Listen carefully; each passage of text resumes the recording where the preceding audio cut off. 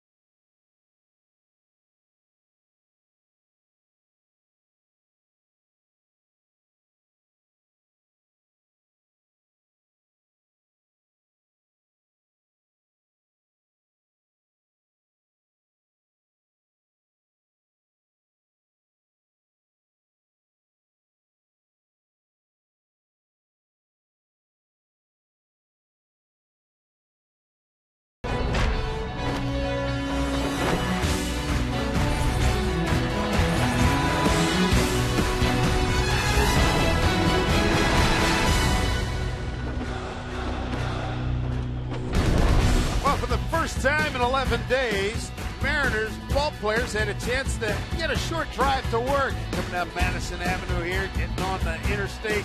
And where does that lead you to? Well, it's their favorite ballpark in all of Major League Baseball, Safeco Field, where tonight the Mariners open up a short homestand, 3 with Minnesota, 3 with the Tigers. We're glad to be back. Dave Sims, Mike Flowers, as we look at Safeco Field with the roof extended. Right now, let's take a look, Mike, at the batting order for the Minnesota Twins. And for the Twins, leading things off is Denard Span. He's off to a great start this year, hitting .327. Then it's Carroll Maurer, your DH. He will hit third. Willingham Dowmett, Valencia, Parmalee, Casilla, and Butera, the catcher, will hit ninth. Well, the last time the Twins teed it up, they were in Anaheim, and it was a tough go, to say the least. Jared Weaver on the mound. Here's the 27th out, fly ball to right field. Torrey Hunter's got it, and Weaver has thrown a no-hitter. This coming on the heels of Jerome Williams shutting out the Twins the night before. It's been a tough go. They've lost 3 in a row, 9 of 10, and they have the fewest wins in the major leagues. That's who the Mariners will be facing tonight, and it's been a tough go. Manager Ron Gardenhire, his team's offense has not been very good. Their run differential is -50. And the Mariners look to add to that. Jason Vargas on the mound tonight for the Mariners. Jason's ERA at a 3.38. He has really pitched well this year. 37 in the third innings for him. 11 walks to 27 strikeouts. Look for Jason to pitch inside to the right-handers with that good cut fastball to set things up with his changeup. Uses breaking ball a little bit more to the lefties. We are underway. Tim Welke is the home plate umpire. Laz Diaz at first, Mike Everett at second, and Paul Schreiber at third. Vargas ahead quickly of Denard Span. And wind, not too much of a factor tonight, east at 2 on a 50-degree evening. Off the fist, foul ball.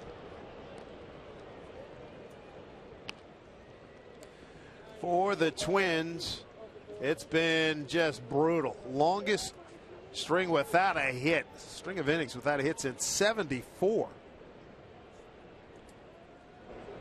Noble company there. Let me take a look at the Twins. They haven't had Morneau consistently in their lineup. He's out now, having a wrist problem. They lose Kubel. They lose Kadire to the Rockies. Kubel's with Arizona. This one sent to short left field. Backing up a couple of steps is Carp for the out. Yeah, right field. They thought they were going to be in good shape, but it hasn't really worked out personnel-wise. Routine fly for Carp out in left field. In center, it will be Michael Saunders. Ichiro out in right. On the infield today, Alex Liddy will get the start at third base. Kyle Seager is your DH. Brendan Ryan at shortstop. Ackley and Smoke on the right side of the infield, and Montero is behind the plate.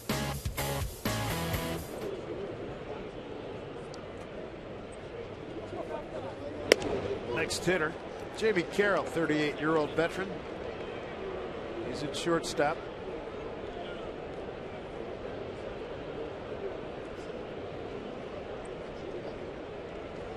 Mariner fans disappointed with what their club has done.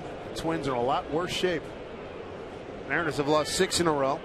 They've been getting guys on, not getting them in. When you look at the Twins, their struggles, you can look right at their pitching staff. They're last in ERA with a 5.77. So you can start with that, and then offensively, they have the fewest home runs in the league by quite a margin at this point. Just 14 home runs for their team. By comparison, the Mariners have banged out 25. Line drive to left. Drops in for base hit. The Mariners have hit 14 home runs in the last 10 games. So the hitless streak ends at 15 1/3. Jamie Carroll with a base hit to left. Looks like he gets jammed. They want to go inside with the cut fastball. It's a little soft line drive into left field. Twins are happy with the job that he's done for him at shortstop. Off to a slow start, hitting just 200 coming into the game. Brings up Joe Mauer. A couple of batting titles in his pocket. Been a tough run for him off of last year. Coming most of last year, bilateral leg weakness. Played in only 82 games. Got tremendous numbers against the Mariners, and entering this season, 7th best batting average in the major league since 1950. He's 7th and Ichiro's 6th. And he's done an excellent job against left-handed pitchers this year, hitting .458 against lefties. But Jason Vargas will have his work cut out for Mauer. Mauer always willing to hit the ball the other way. He tries to stay in the middle of the field. Saunders shading towards left center.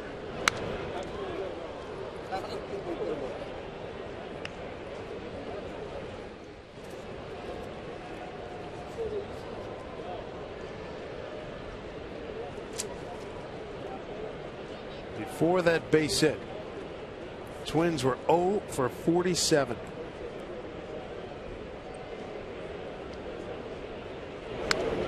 Foul back. Mariners last year against Minnesota 5-3, 1-1 here, and 4-2 in Minneapolis. That was the first time they'd won a season series against the Twins. Going to go all the way back to 2003.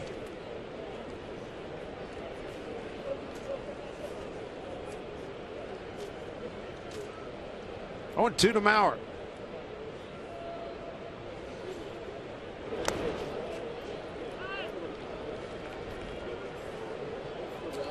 Scotty Alger.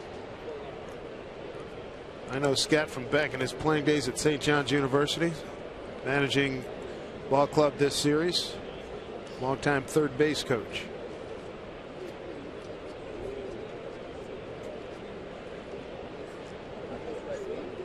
One and two, the count, throw over. Carroll 1 out of 2 in base stealing thus far.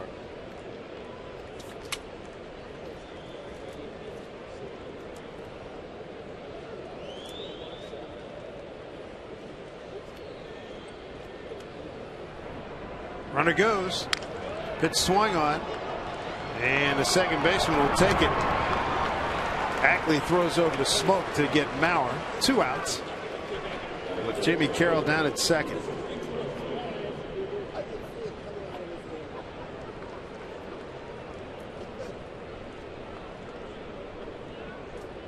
That'll bring up Josh Willingham. Face Vargas. Josh with Oakland last year. Free agent signee with Minnesota. Looks at a strike. Willingham leads the club in runs scored, doubles, home runs, and RBIs. It really has been a good fit for the Twins if you think about their home ballpark to consistently hit home runs. They were looking for a right-handed pole hitter, which is what Willingham is. Was able to hit some home runs early there. Pops this one up. Smoke taking a look. Didn't miss by much. As Diaz helping him back.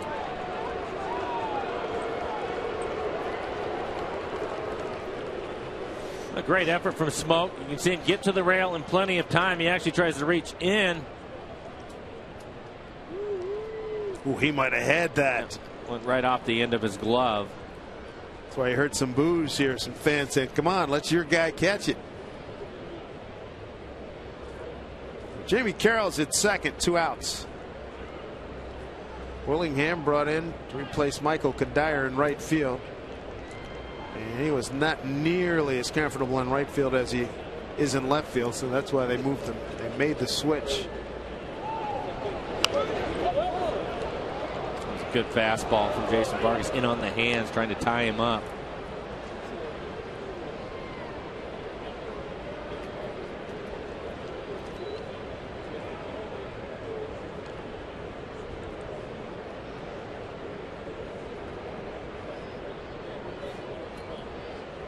Carroll takes his lead. Vargas in his 5th start against Minnesota. 0-2 outside.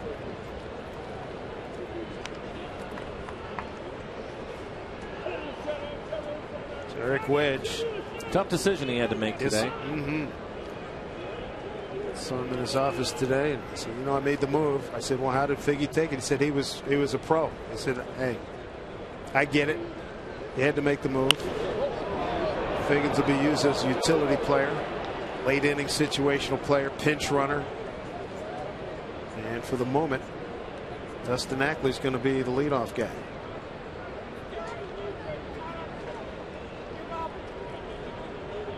I think that with Eric making that move, it sends a message to everybody else too.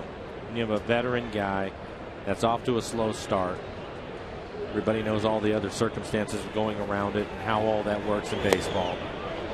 But you're willing to make a move and sit him down. I think that tells a lot of the younger guys, giddy up because we can move you too. And for them, it'll probably be shipping him out or sitting him down.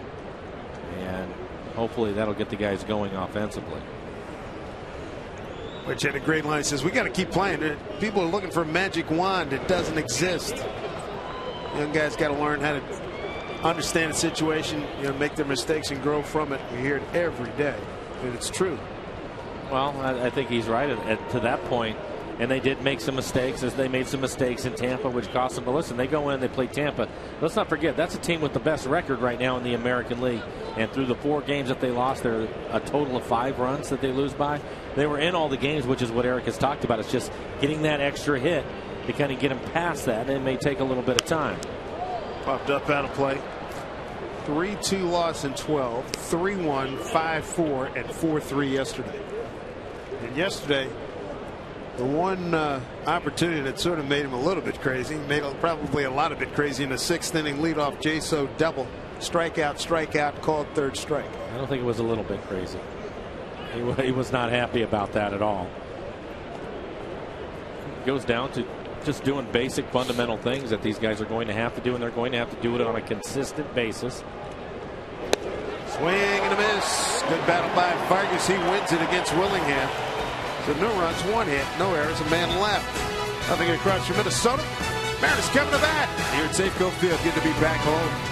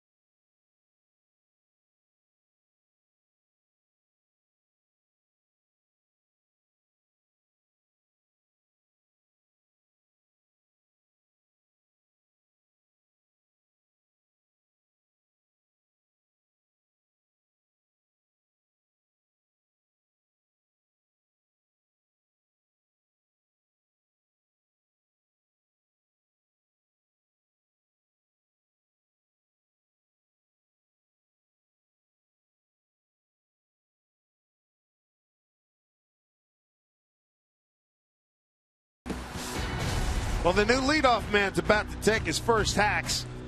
Dustin Ackley.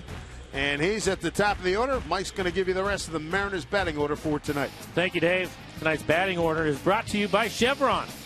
And as Dave mentioned, in leading off, it'll be Ackley. Then it's Liddy hitting second, Ichiro. Jesus Montero doing the catching, and he will hit cleanup. Seager the DH. Fifth, Smoke, Carp, Saunders, and Brendan Ryan, the shortstop, will hit ninth. First pitch from Carl Pavano in there for a called strike.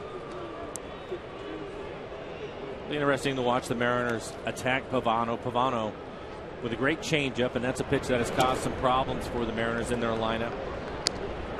I think more so than any of the breaking balls. You see the numbers for Ackley. He's had success against the Twins, hitting a .417 clip. Slaps one by the third baseman Valencia in the left field for a base hit. So Dustin Ackley in his 4th game as leadoff man for the Mariners this season. Good start here.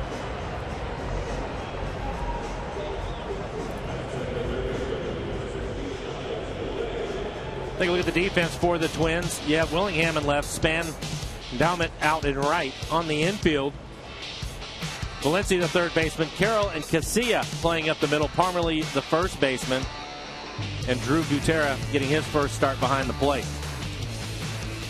Butera over the last year or so has been sort of the personal catcher for the veteran Carl Pavano. Here's Liddy.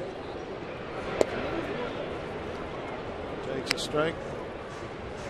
Numbers for Carl Pavano: a .491 ERA, 33 innings pitched, 17 strikeouts, only 6 walks, but he's given up 6 home runs this year. Again, an exceptional changeup. He doesn't have the good fastball. At one point, he was a mid-90s guy. He'll be upper 80s to 90 miles an hour. Drive to the gap. Willingham is there. 1 out. Pavano has been at it for a while. Got to the big leagues in 1998 with Montreal. Was with them until '02. After 15 games traded to Florida. There through '04. Did a year with the Yankees. That did not go well. Parts of 3 seasons. Then Cleveland. And then Minnesota now. He's been with Minnesota since midway through the '09 season. Here's Ichiro. I have a number for you, Dave, I think you'll like. Since 2009, Carl Pavano has had 90 stolen bases against him. That is #1 in baseball. I think we might see the Mariners run a little bit tonight. Well, you and I have been looking at each other, looking at situations, going, is he going to go? Is he going to go? Is he we going to go? beat that drum a little bit, haven't we? Well, I think tonight a little bit of a slide step now, so maybe he's trying to work on that. But I think the guys will probably take some chances tonight.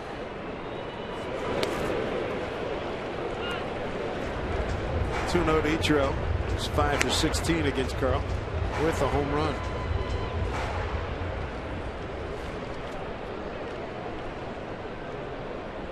Ichiro 16 for 44 on the road trip. What a great start that road trip. 4-0 and then lose, but lose 6 in a row to end it. Garcia to Carroll. Parmalee double play. Mariners are done in the first. Glad you're with us from Safeco Field with the roof covering us on a chilly Friday night. No score.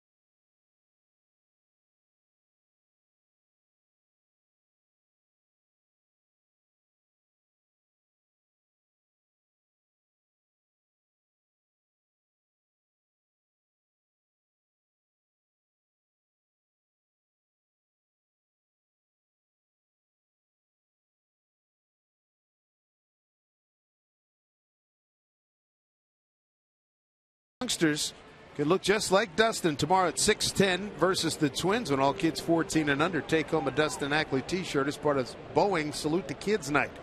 Pick up a t-shirt and join us as we spend the game celebrating our youngest Mariner fans when you get your tickets at mariners.com. Inning number 2 will start with Ryan Doman, switch hitter formerly of the Pittsburgh Pirates.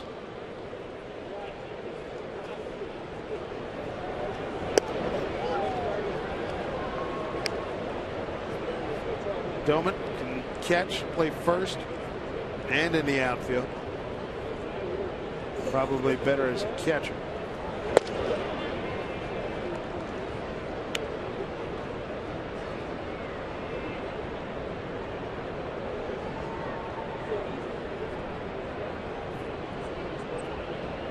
Moses Lake, Washington had made 4 straight starts opening day as a Pirate catcher.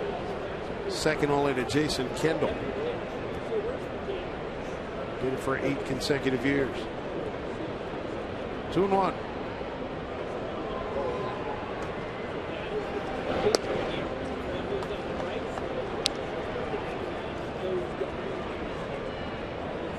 Sort of a wet cold here, Mike. How does that affect the hands? Well, I think the guys will be okay tonight. It's really not that cold. You have the roof on, so they're staying dry, which is always good news here. As this ball's popped up to the right side of the infield, it looks like Justin Smoke will be underneath it. And he is. So I think they'll be okay. Pitcher's no problem. Catcher will be in good shape. They're constantly moving, but maybe as the game moves on, it gets a little bit cooler out. You see the guys. If anything, they'll put a hammer in their back pocket. They'll be all right.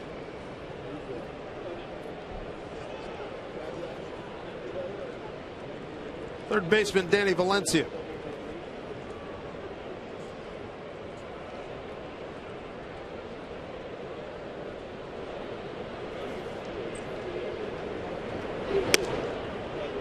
Breaking ball misses, ball one.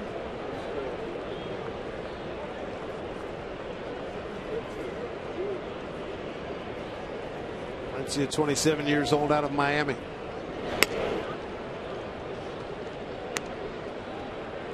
Who knows the count? Durable player by the American League and games played by third baseman.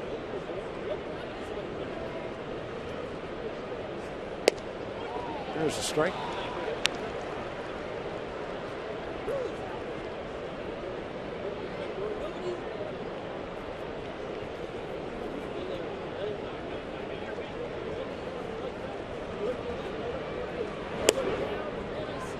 Vargas goes to 3-1.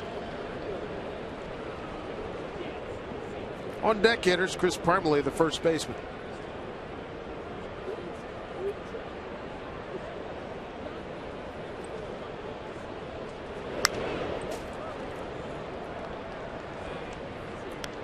Full count.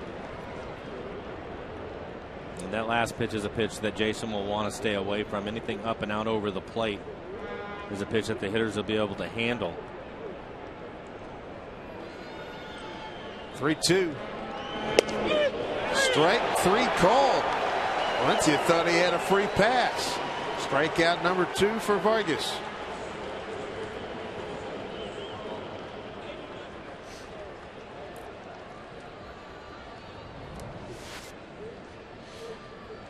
Take a look at the McDonald's Supermo as Jason Vargas goes back inside with a good cut fastball, ties up Valencia. He disagreed. He thought it was off the plate.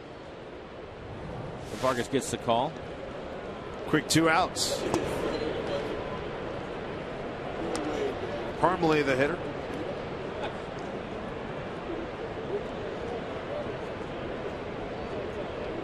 Got his first big league hit last year off of Jake Peavy.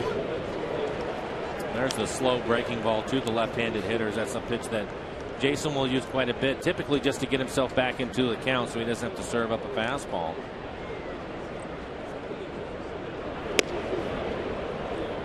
Two and one.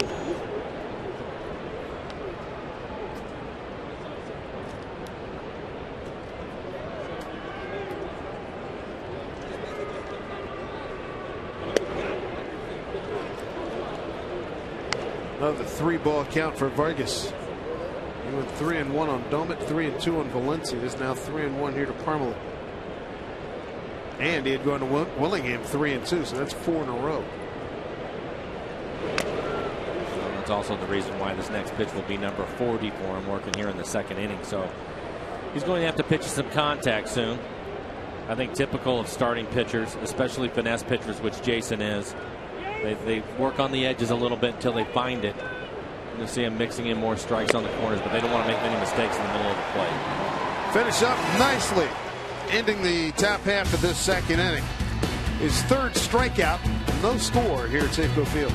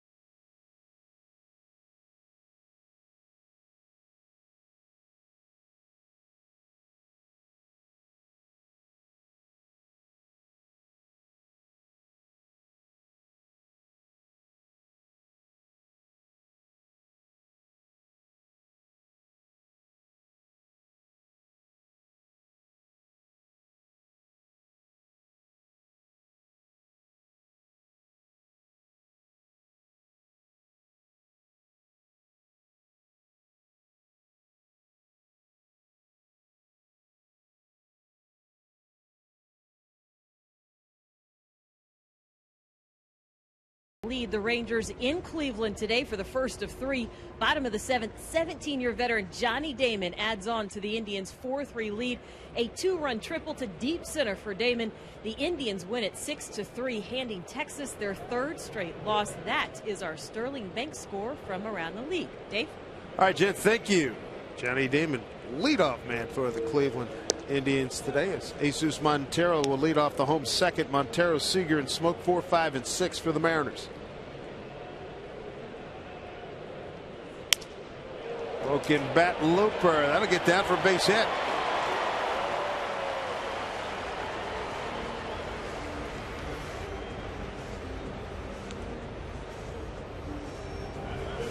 We'll take a look at the swing by Montero.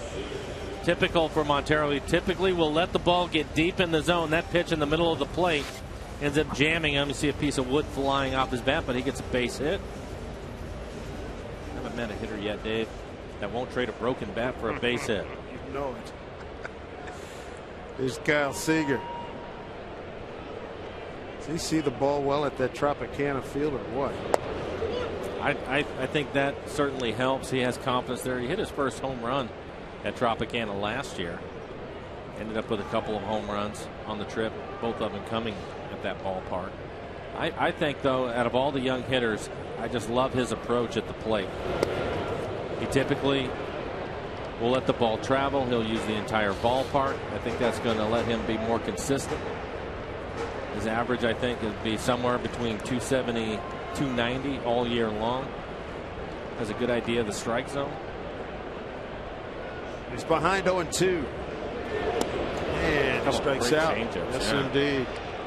Mariners were quite susceptible to changeups during the Tampa Bay series. Strikeout number 1 for Pavano. I'll take a look at these last pitches. Again, here's the changeup. Back-to-back changeups, and the Mariners are going to see a lot of them from Pavano. That's his go-to pitch now. And Dave, as you mentioned, they've struggled on that pitch. I think that's typical of when you have a club that has a lot of young hitters. They get to the big leagues because they just pound the fastball. And you get to this level, the guys just will not give in to you. And just because you get into hitters' counts, depending on the pitcher, doesn't mean you're going to get a fastball to hit. Here's a drive off the bat of Smoke. It is going down a line and foul. And he breaks his bat. It looked like he hit it off the end. Again, another changeup from Pavano. Boy, their advanced scouts were paying attention. Chris Chambliss talking to him before the game. He's talking about Pavano. Soft spot is his thing. He wants you to hit the ball on the ground. This is not big on velocity like he used to be, as you pointed out. But that changeup, something that's been very good for him. There's Chris in the background. 0-1. Smoking an 0-2 hole. 5 for 31 on the road trip.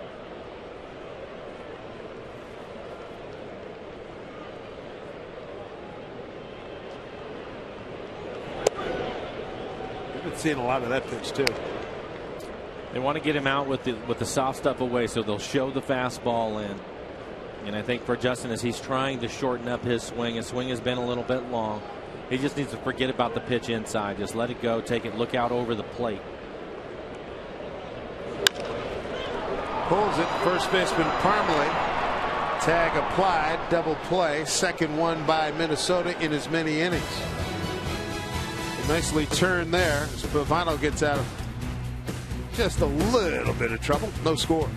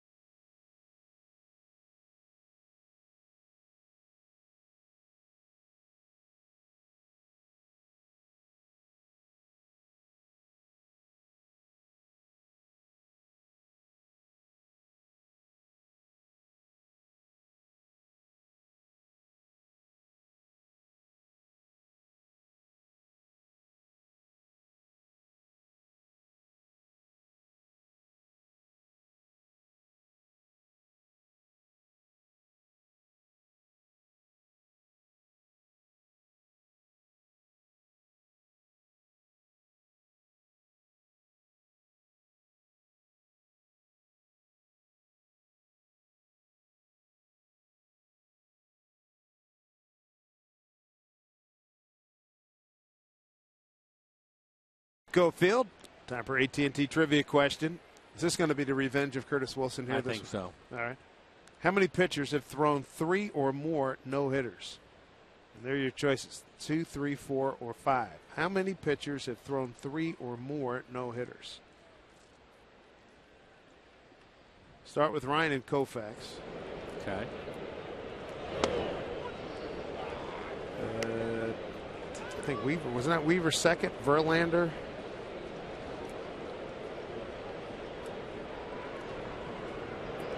Jason Vargas on a nice little roll here. He struck out 3 of the last 4 men that he's faces. Alexi Casillas leads off.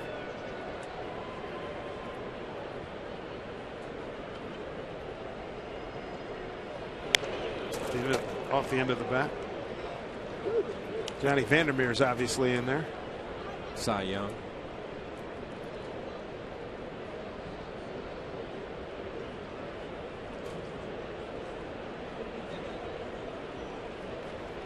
See what you got over there. Vargas, nice snag. 1 out.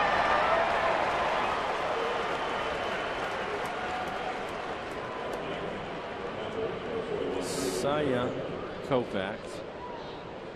Nolan Ryan. Verlander for sure. Was that Weaver second the other day? Vandermeer went back to back. 3 or more. Fans right now are saying 4. So take him out. I would take Weaver out. Yeah. Next hitter is Drew Gutierrez. Dad Sal was a major league catcher. And Drew, first appearance this year. He's behind 0-2.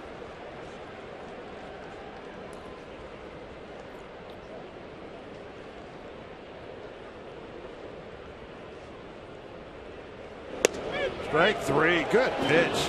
I'm going to go with 4. All right, I'll go with you. It's 4 strikeouts for Mr. Vargas. Very aggressive, these first 2 hitters. Take a look at this last pitch again, going inside. It's a great pitch for Vargas. It looks like they're set up to try to take his changeup away from him. I think that Jason Vargas, and I think a lot of it comes because he was a hitter in college. I think he does a really good job, and as he gets older and the more he pitches, he does an even better job. We see this ball go right to the shortstop, Ryan, of noticing what pitchers or hitters' tendencies are at the plate and making adjustments to them. Great call, no doubt about it. He's got that hitter's mentality. Put that with the pitcher, it's a heck of a combo. No score.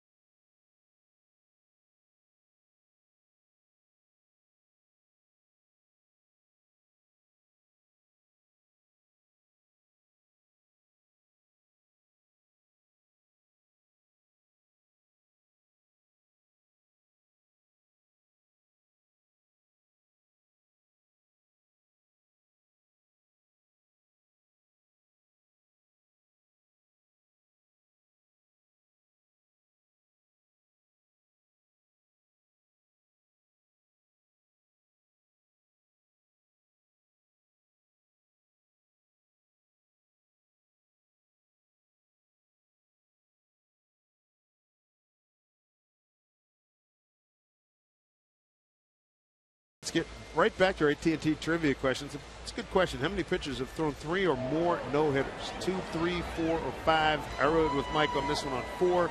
Fans went with 4. Survey says 5. Mr. Ryan with 7. Koufax, young feller, and a guy from the late 1800s, Larry Corcoran. Never got his baseball card. Mike Carp, Saunders, and Ryan. Well, we probably should have added one just for the Curtis factor going to the 1800s.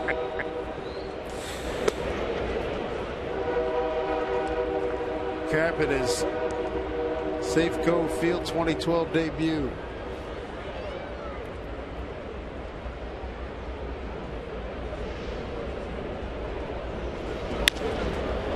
Stung it, but right to the second baseman, Casilla. One out. A couple of double plays have helped Pavano in each of the first 2 innings. Mariners getting their leadoff hitter on in the first and in the second. See what Michael Saunders can do. Walked by his locker in the clubhouse today. Hey man, what you got for me? At 15 runs, we're gonna break out tonight. That works for me. I'm good.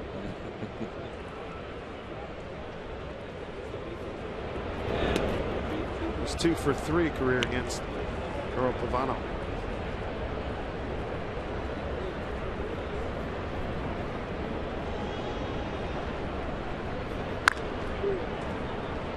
One.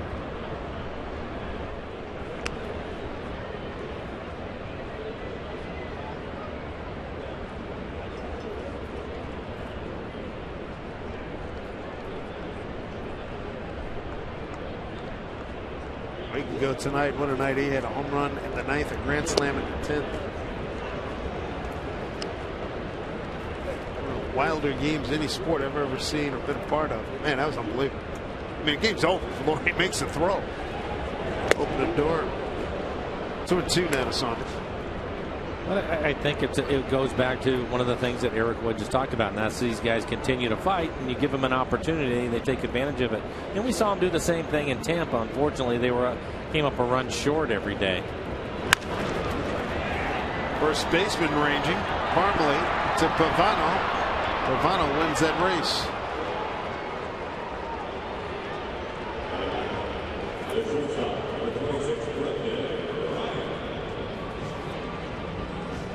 Good play from Parmalee. Saunders runs well, and he had to come over ranging and hits his pitcher Pavano on the run. Pavano also must have known because he got off the mound in a hurry. He knew he didn't have extra time. He beat Saunders by a step. Big man covered the ground quite nicely. Well, let's see, getting back home, having a 6-day homestand will help Brendan Ryan out, get him going. Yes, sir. Breaks it out for 26. There you go. That's an attitude adjustment for Brendan Ryan, and I like the fact that he was aggressive. So many times you get into these slumps and you want to get into good counts, look for a perfect pitch. He stays aggressive with it, hits it hard into the hole, and a pitch that's in the middle of the plate just takes it away from Pavano. Off speed pitch too. And he is so valuable to this club playing shortstop. If they can get him going, and with the changes now in the lineup, I wouldn't be surprised if he can get hot. Then Eric Wedge can move him up and hit him second in the lineup. And that's exactly the plan. That's exactly the plan. He wants it because remember last year the successful run he had last year when they was going well. We were on the road. He had the Grand Slam in Boston, right? I don't know if it was a Grand Slam, but I remember he hit one off. He hit a home run over the monster last year. Right. Remember that was the first trip in Boston. Mariners won 2 out of 3. Late April. Ryan takes off. Throw down to second. Got him. That'll do it. But Ryan breaks it 0 for 26. As Mike said, an attitude knock. He needed it. Thrown out by Butera. No score here in Seattle.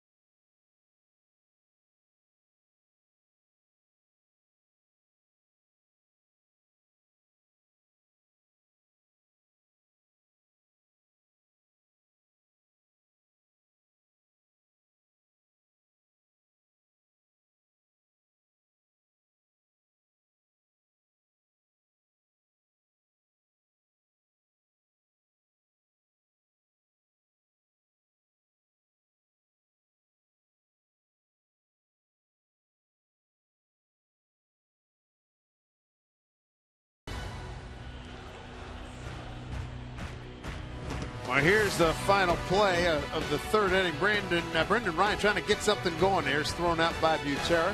Tag applied by Jamie Carroll. Well, unfortunately, Brendan, he did not get a good jump. I think the Mariners continue to run. I'd like to see that. And with 2 outs, why not? You had your leadoff hitter Ackley coming up in the 4th, but give it a shot. And the other piece of news there, that Ryan base hit ends an 0 for 26 slump. Vargas coming into this inning. Needed 8 pitches to get the previous 5 outs. He's got Jamie Carroll, Joe Mauer, and Josh Willingham, 2, 3, 4 here in the 4th.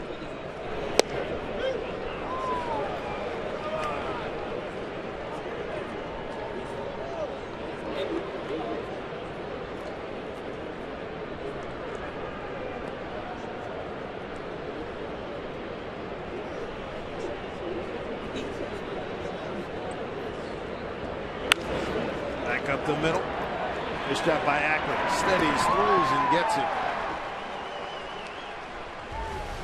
Check out our Benner Bank building to the future. Let's again focus on those Jackson Generals. Double dipped yesterday. Paxton goes 5 1/3 of 3 hits, no earns, 5 strikeouts, and Taijuan Walker 5 2/3, 5 hits, no earned runs, 2 strikeouts. What's not to like? Good stuff. Paxton won his game. Walker lost his game. They are posting numbers. Good stuff. Those other teams in that division in Double-A not looking forward to that 3-game set when they're going into town with the pitching staff that they're rolling out there. Deal with Holton, Carraway. Have some arms out in their bullpen.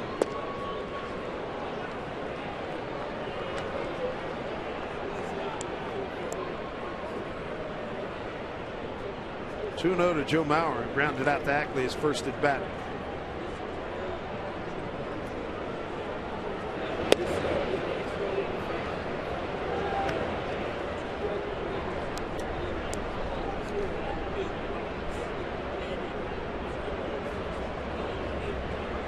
Count to Mauer.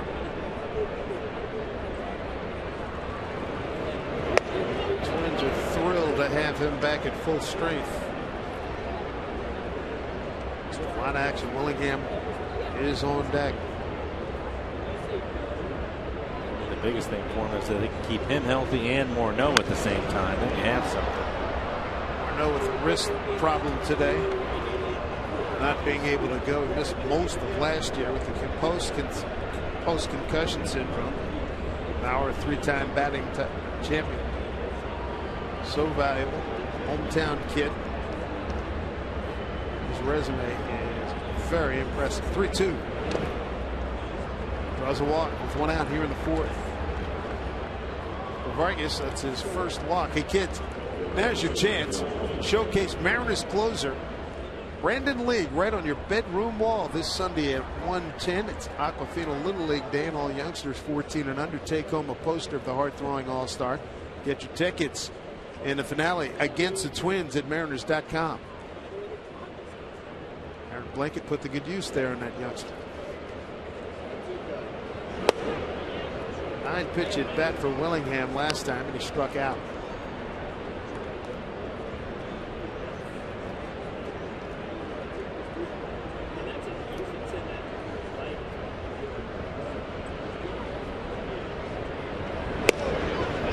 Count evens at 1-1.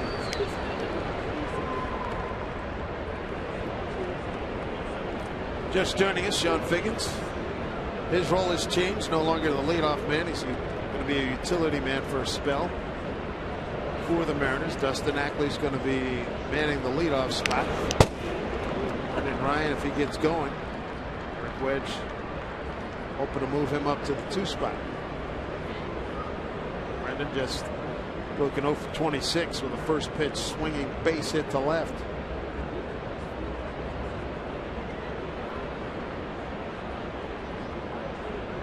Ball and 2 strikes here to Willingham.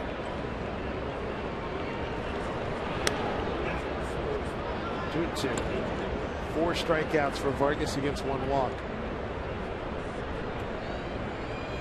Century Link high speed pitch. How about that 91? Vargas better MPH than his opponent.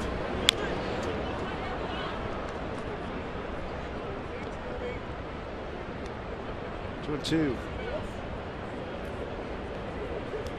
Last pitch, a good changeup. It was at the bottom of the strike zone and away from Willingham. Vargas trying to get him to hit it on the ground. Maybe he can get a double play and get off the field.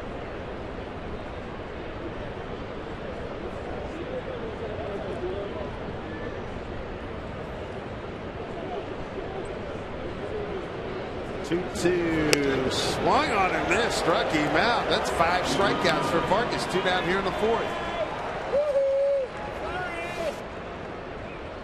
Well, after the changeup, elevates a fastball. It's in the middle of the plate, but at the top of the strike zone. Willingham not able to catch up to it. He's late. Not sure if he was going to get the changeup again. Vargas throws a fastball by him. There's Ryan Doumit.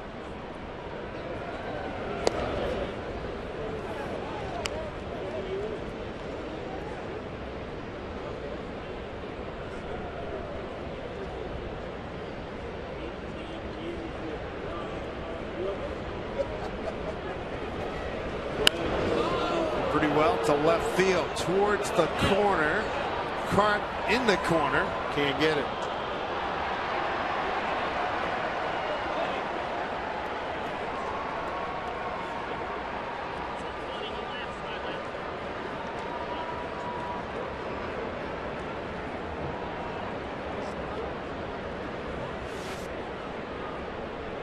That's what Carp was looking. Tried to track it.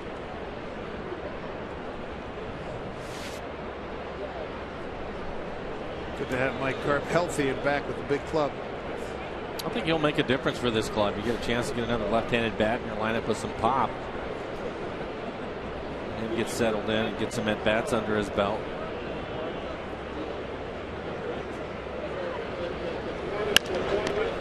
Vargas snags and throws out Doumit.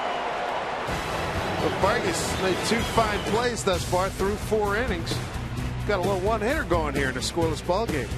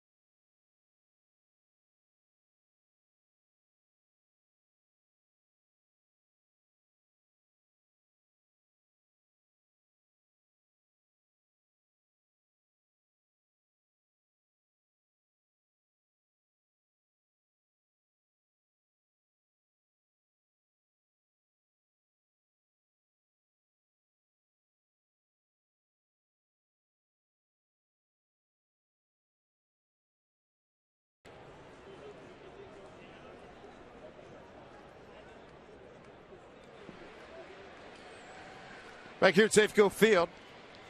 Had a shot there. Ron Gardenhire, a longtime manager of the Twins, not here. He's got one of his daughters graduating. And this guy, yeah, he's got his moose head on, sitting on Dad's shoulders and getting something to eat.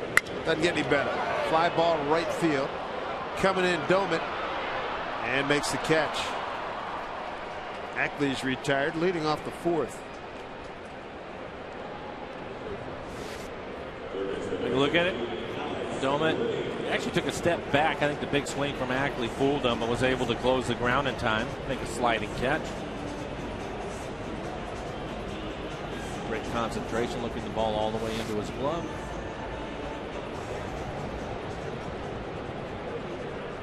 There's Alex Liddy flat out the left.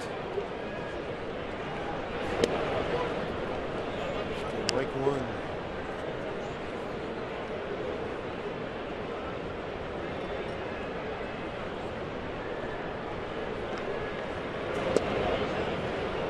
And in the zone, 1-1.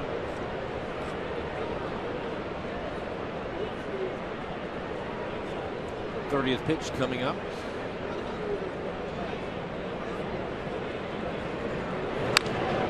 Popped it up. Parmalee for out number 2 as we check in with Jen Mueller. Well, Dave, you know that we left Tampa last night. The A's moved in, and boy, do they get to see some of the hot hitting that the Mariners have seen the last couple of days. The trend continues for the Rays today. Bottom of the 4th, Jose Molina blasts a 2-run shot to left. That is his first home run of the season, and it helps Tampa to a 7-2 win. 6th straight win for the Rays, Dave. One of the reasons they have the best record in all of baseball. Yes, indeed. David Price got the win going 8 innings. Tampa Bay. A 19-8 record. Baltimore still playing some good ball, too. Tough break for the Yankees losing Mariano Rivera. This one popped up. Shortstop.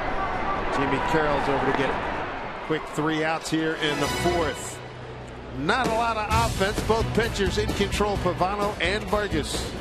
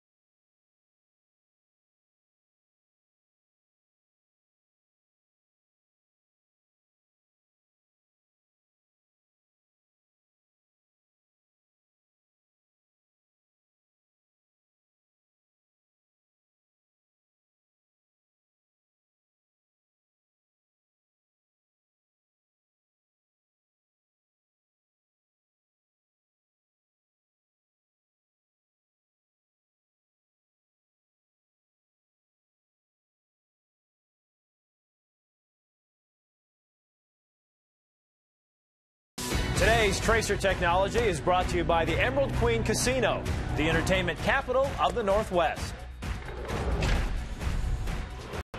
Scoreless ball game as we go to the 5th. Dave Sims, Mike Flowers, Root Sports crew. Good to be back here in Seattle. Jason Vargas, 5 strikeouts, 1 walk through 4. So he faces Danny Valencia. Valencia took a cold 3rd strike, 2nd inning.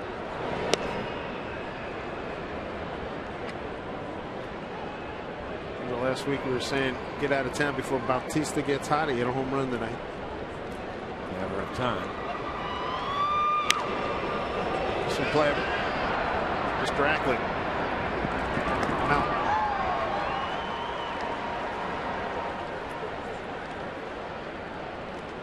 So there you have it. Not much going on in the offensive department. Vargas and Pavano in control of this ball game. 2 pitchers that rely on their changeup. They will throw it a lot. They will throw it at any count. Both clubs offensively having a hard time dealing with it.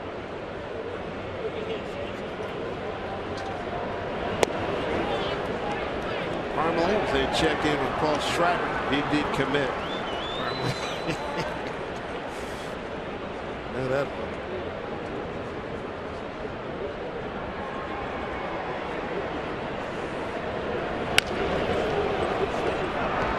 play here for Ackley. 2 down.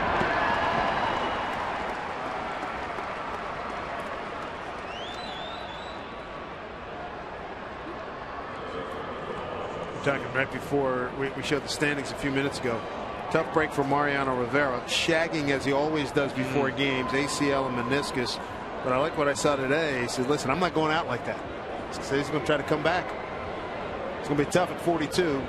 But for 40, if you looked at him and didn't know he was 42, you would never guess that he's 42. He keeps himself in great shape. You know it. Yeah, he looks at, it looks like he's about 32, 33. Well, he has a long road ahead of him. It's an ACL repair, but if anybody can do it, I think that he can. And people, I heard a lot of people going crazy about what's he shagging for. He's only been doing it for 20 years. I mean, that's how he gets to some of his running. We see pitchers shagging every day. All the time. Yeah, that's something he's always done, and unfortunately, an accident happened, and there you have it. Ground ball, Liddy can't get it. Had a good effort. Base hit for Casilla. And like he said, as great as he is, that's part of his routine. It's something he has always done. Yeah, his greatest dream was to play center field. I mean, I can understand why people would say that, but in fact, my 13-year-old son said the same thing to me today. Is that right? Yeah. Well, he can't live in a bubble. Well, that's what I said. What are you going to do? And when Mariano, when he does hang him up, the last time we see an active player wearing 42, which has been retired, in honor of Jackie Robinson. This one popped up. Smoke. Looks like he's got a beat on it. He does. Vargas cruising. Through 5. He has thrown a heck of a ball game. He's given up just 3 hits. And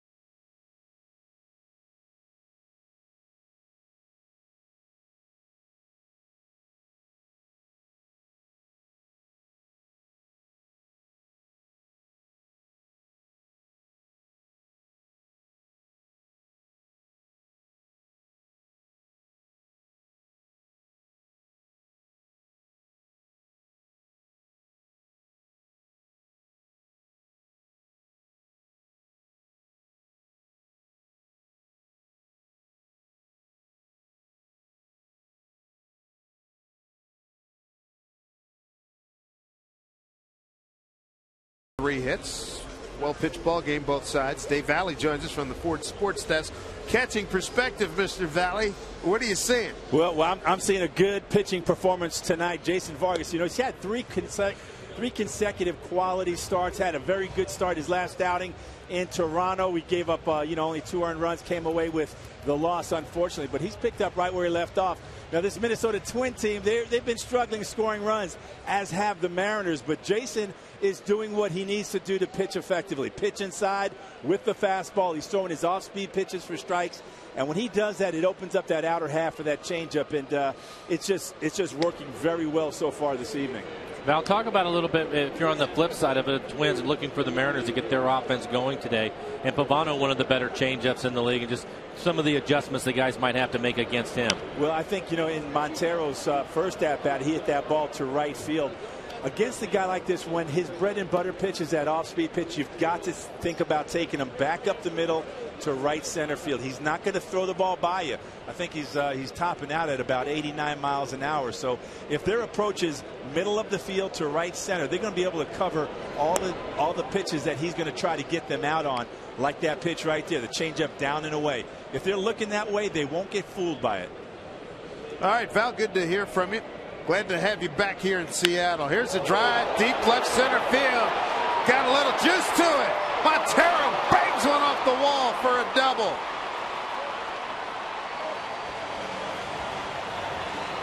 And just when it says go up the middle and go right field, he gets a pitch. Turns on. I think that's a great piece of advice, because as a hitter, and especially a young hitter, these guys all had quick hands. This is a fastball. They're trying to go inside. He misses middle in, but it's 87 miles an hour, and Montero gives it a ride, hits off the top of the fence, just misses a home run as it hits right next to the 8 on the 388 out there. So maybe a couple of feet would have been a home run for him if he's able to elevate it at all, but hits a line drive out there. But if you can stay in the gaps, it'll keep you on that changeup. Comes to some discipline and just getting off of the fastball every now and then. Third double slicing drive. That'll sit down. Mariners going to have a 1-0 lead. Kyle Seager. He's got extra bases. Mariners have a 1-0 lead as Seager will shut it down right there. An RBI double. That's his 12th RBI of the season. And Kyle Seager, he checks in with his 8th double, and then ties Saunders for the team lead. Maybe they were hearing Val down in the dugout, because this is a great piece of hitting. It's something we talked about Kyle Seager at the top of the show. Willing to take whatever the pitcher is going to give him, and this time it's a running fastball at 88 miles an hour. Beautiful job of keeping his head on there, not trying to do too much, getting the barrel to it and driving it into the gap for a double to change places with Montero. And Dave Valley rejoins us.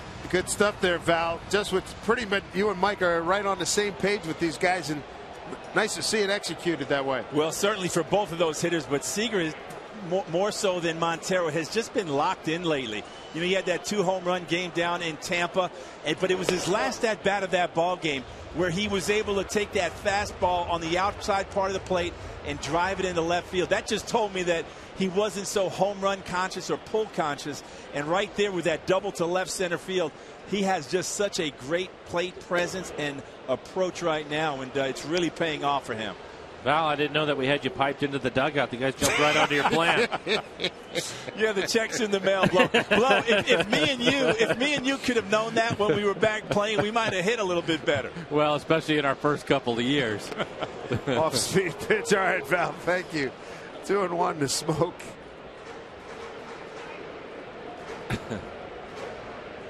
He's absolutely right, and for a young hitter, Dave, it's hard for them to get to that point. They want to get the fastball and they want to do damage with it, and sometimes you just can't. You have to get away from that whole line of thinking. 2-2 to Smoke. Yeah, I like the point you made before, because all these guys that get to this level have lived off just killed fastballs from probably late in Little League, Babe Ruth League, all high the school, way through, right? All the way through. By the time they get to AAA, they're starting to see a few guys that are flipping the breaking ball over or getting the changeup over in certain counts. But typically, if they can work a count in their favor, which, let's face it, this is a different level altogether than even AAA. It seems like they're right next to each other, but they're not, and they're going to get into more of those counts, get more fastballs, and probably more of them in the middle of the plate, and that's how they get here. Well, now that you're here, you have to make another adjustment, and we all have to have some patience for them to make those adjustments if you think they're talented players. 2-2 to Smoke. Backs him off. Back-to-back doubles. Smoke trying to pick up another run. Mike Carp's on deck.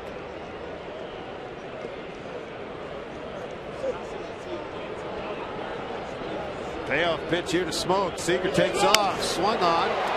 Slicing drive to left center field. It's Span takes care of. Route number 1.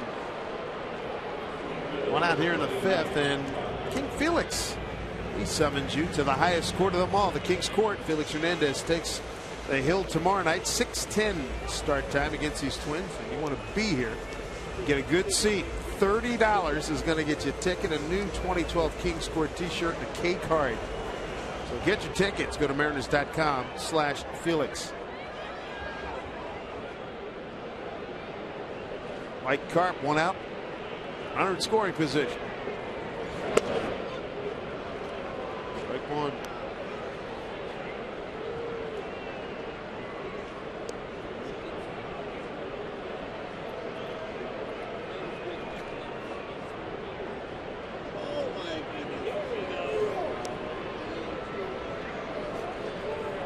I thought it was interesting that Kyle Seager was running on that pitch.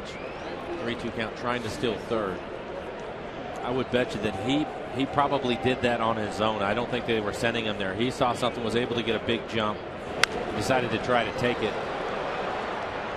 Get out of play. And it looked like he had it stolen easily. There's nothing that Smoke could do in that situation in a 3-2 count. And the pitch is in the middle of the plate. He has to take a hack at it, but it was an excellent jump by Kyle Seager out at second. I think that's something, too, that I like what Eric Wedge has done with the younger guys early in the season now. And I think as the season moves on, it'll probably change. But he's given them some room to make some decisions, some baseball decisions, to be aggressive in situations as long as they know what the situations are and aware of what's happening on the field. He'll turn them loose and let them do some things on their own. I think that's one of the best ways to learn. Carp's got a 1-2 count. 1 for 11 on the season.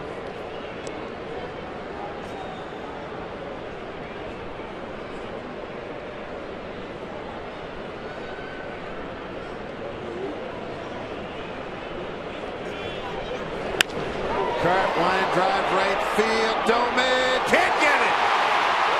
Seager to third, getting a waiver on Carpman at second with an RBI double. It's 2-0 Mariners.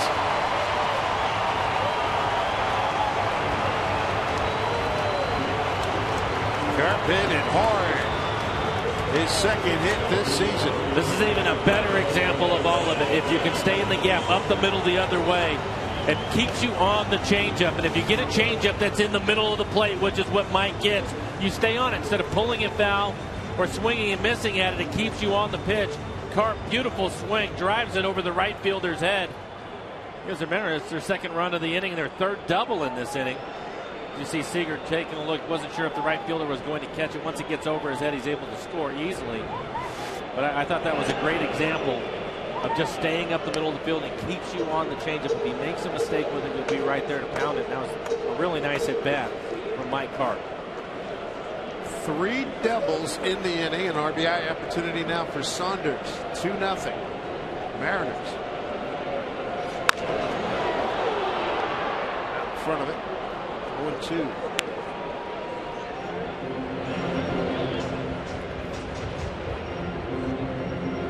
Carp picks up the second RBI. Mariners looking to build on this. Just one out. Runner at second. Montero, he's had a good night.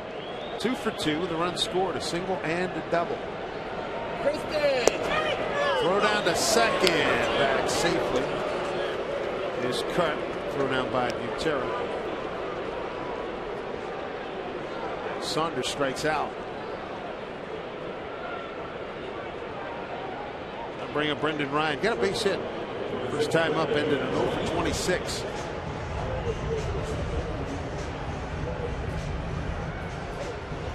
Two now. Pavano, strikeout number 2.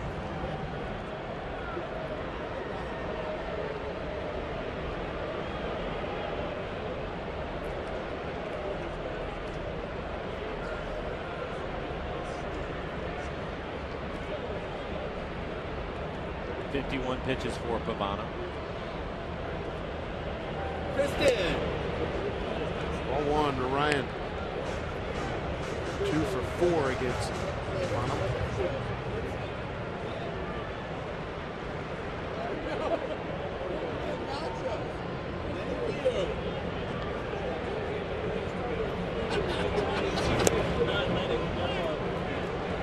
Even on his check swings, Ryan looks a little bit better here tonight than he did the last couple of days. Well, and it also helps to get that hit out of the way. And again, an attitude knock, make you feel a little bit better about your things. Finally, there's a hole out there for him. That'll give you some confidence. The other things that I want to mention too, Dave, is the things that Val and I were just talking about are definitely things that Chris Chambliss is talking to hitters about. Up the middle. Wow. What a snag. Carp got to get back. He's in trouble. Safe. Wow. What a break. Oh, man. He grounded a little too aggressively. But Ryan's 2 for 2. Fine play by the shortstop, Jamie Carroll, to keep that ball in the infield. Save a run. And for Mike Carp, he knew where the shortstop was playing. He could see where the ball was in. He assumed it was going into center field, and his intentions were to score on this. A great play by Carroll. Everybody from the Minnesota side has said he's really played good defense for them. He tries to throw it back, pick to Carp as he able to dive to the back corner. By the time he picked up Datz, who was holding him up the whole way, to slam on the brakes and dive back into third. Carp slammed that right shoulder into the wall in Japan. Said he dove on it a few times in Tacoma. Glad to see he's okay. But my point on it was Chris, on these guys throwing the changeup, what he wants them to do is drive the ball early in counts if they get the changeup. Don't just put it in play. And that's exactly what we saw Carp do. Slicing drive deep left, taking Willingham back just shy of the track, and he makes the catch. Good inning for the Mariners. Kepler runs on 4 hits, and they leave a couple. 2-0 Seattle.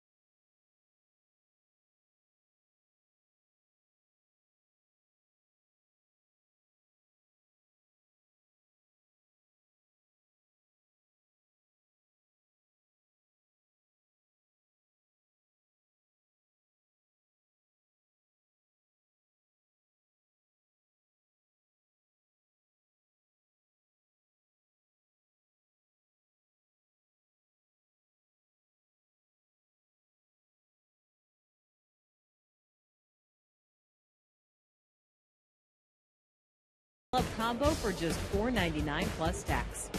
By Ford, we are local. And by Northern Quest Casino, Spokane's newest destination resort. The Mariners giving Jason Vargas a little breathing room here as we turn it back over to Dave. All right, Jen, thank you. RBI doubles by Seager and Carp. Vargas ahead 2-0. Top of the order, Denard Span, Jamie Carroll, and Joe Mauer. Span 0 for 2. Fly to left, ground out to short.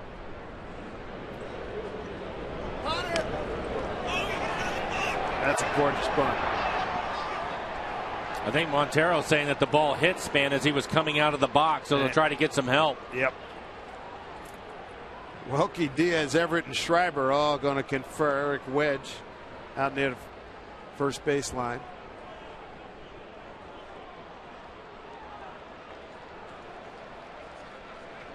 So they'll call it a foul ball, and I'm sure Eric Wedge is asking him, are you sure he wasn't out of the box, which would mean that he's out.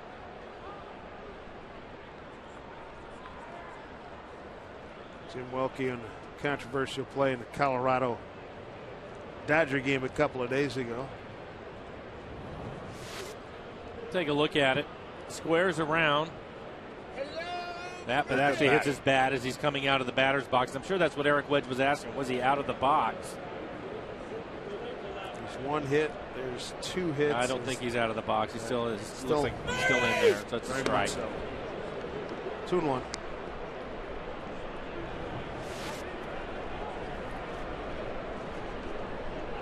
Yeah, his right foot's still in the box. He's okay there. Another comebacker to Vargas. It's his 3rd tonight.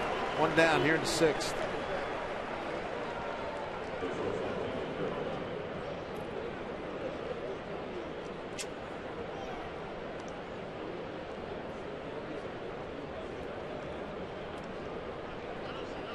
Bring up Jamie Carroll, base hit to left and the ground out to second.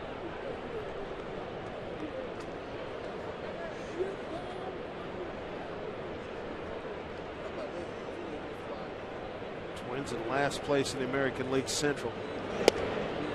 Mentioned 6 wins, fewest wins in baseball. They've won 1 series thus far. And did split a series at Yankee Stadium.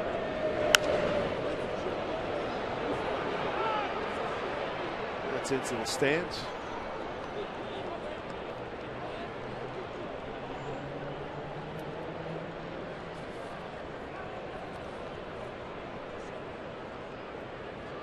Tigers ended tonight's action 3-2 with a 3.38 ERA. 81 pitches for Jason through the 5 1/3 that he has pitched.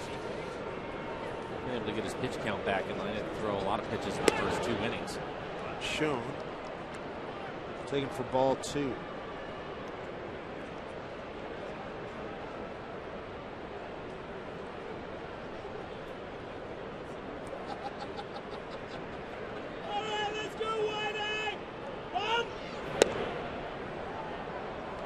One. Good looking pitch. You can see it on the tracer. Perfect pitch.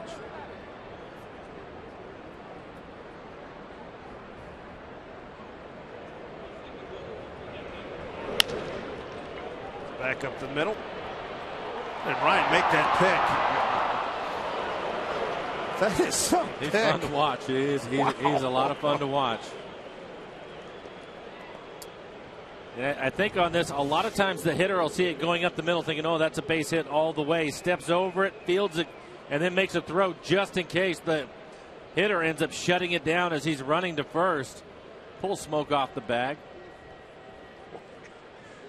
Well, we talked about it with his hitting struggles. His defense has been there. He hasn't taken any of that in the field with him. Hasn't dropped off. 1 out, 1 on for Joe Mauer.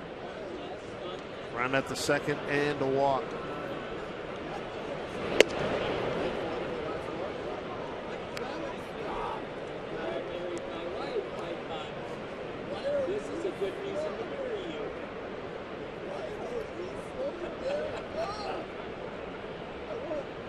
Michael Saunders, a few steps towards left center for Mauer. 2-0.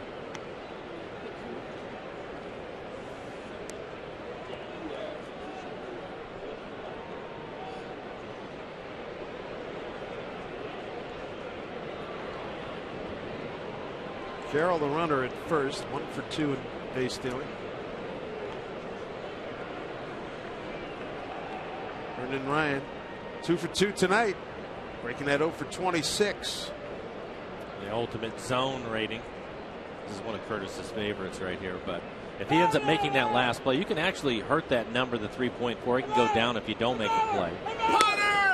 That one did not count. But if he ended up making it, he could have added to that number again. And that's something that he is really good at, taking hits away, helping his pitcher out. So if he would have made that last play, it would have increased that number for him. Sat down for a couple of hours with Curtis today going over that, trying to figure it all out. Runner goes. Throw by Montero. A little bit late. That was a walk. And it was a walk, so ball 4.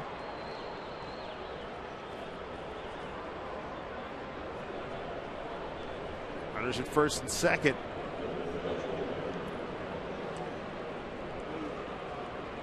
So 1 out, 2 on here for the Twins. Brings up Josh Willingham. Struck out twice.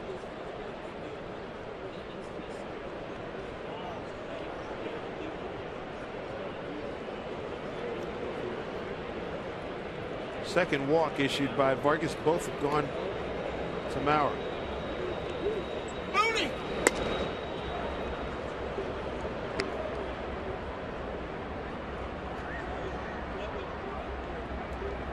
Two runs, 7 hits, no errors for the Mariners. No runs, 3 hits, no errors for Minnesota.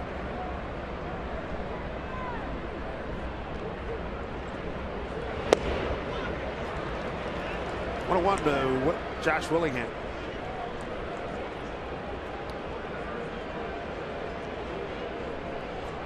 Looks like Steve Delabar Just throwing in the Mariners' pen. Vargas now at 90 pitches.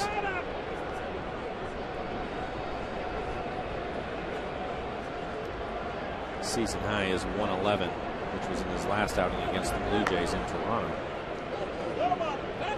Counts at 1-1.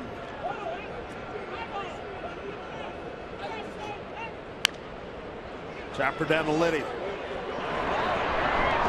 Smoke, nice dig for the out. 2 down, runners move up. So Willingham 0 for 3 tonight. 0 for 14 against Jason Vargas. 2 outs here in the 6th.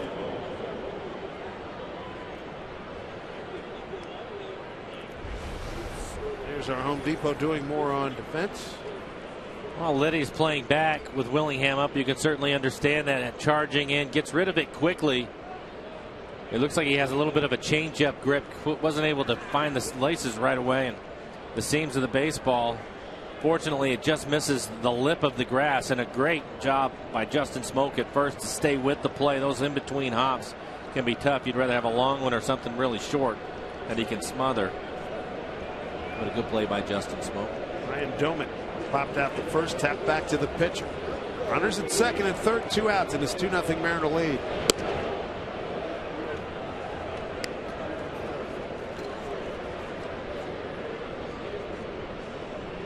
First time the Twins have had runners at second and third tonight.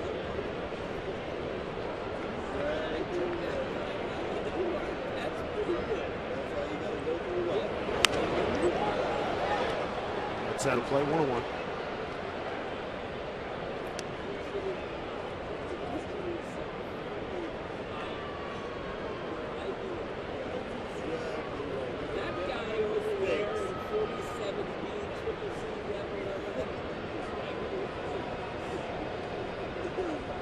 Played Doman straight away in the outfield and on the infield. Ryan's a couple steps onto the grass. You can see it shortstop. 1-1. And Vargas is going to get out of it. Ryan taking charge. Makes the catch. And that'll do it. Vargas strands runners at second and third here in the 6th. He's still got a 2-0 lead.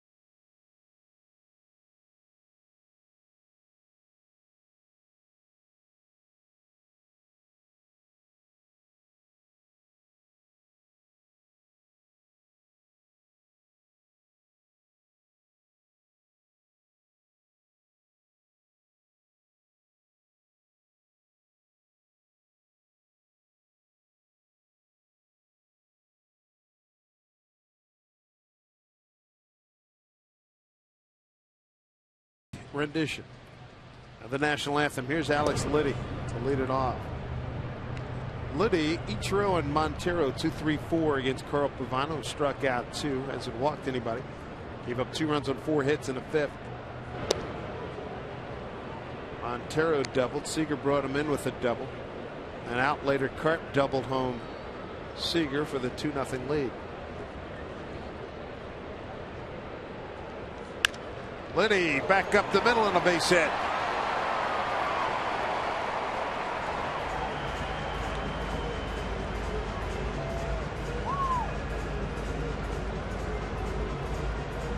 Mariners have had the leadoff hitter on in 4 of the 6 innings now. Solid base hit back up the middle for Liddy. Get Pavano a little bit slow to home plate. See if the Mariners try to continue to run. Although they've had 1 base runner out. Brendan Ryan tried to steal back in the 3rd inning, and he was thrown out. So Chris Chambliss and his Chargers doing well. Ichiro lays down a bunt. Throw down to second. Oh, he was safe. I thought he beat that. It was a great play by Butera, the catcher, to come out. You have to make up a decision right away. If you think about it at all, you're going to go to first. He popped out from home. Unfortunately, the bunt from Ichiro wasn't further down the line, but I thought Liddy had a great jump at first. Really did a good job getting off of first base. You see the ball just dies right in front of the plate. What a play by Butera as Liddy slides in. Ooh, that's close. Man, that's really close. Nice job, Mike Everett. Yeah, I'll give him the benefit of the doubt on that one. Maybe just got him.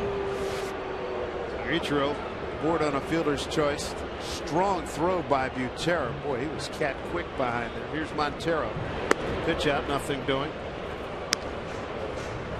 I'll give you another look at it as this slides in. That right there is when I thought he was there, but he went in with that slide and didn't quite get to the bag. He thought he was safe.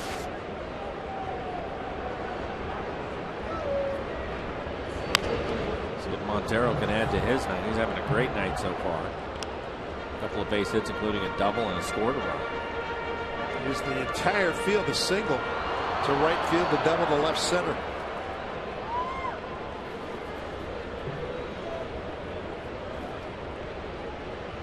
Ichiro with the lead at first, a 1-1 count to Montero.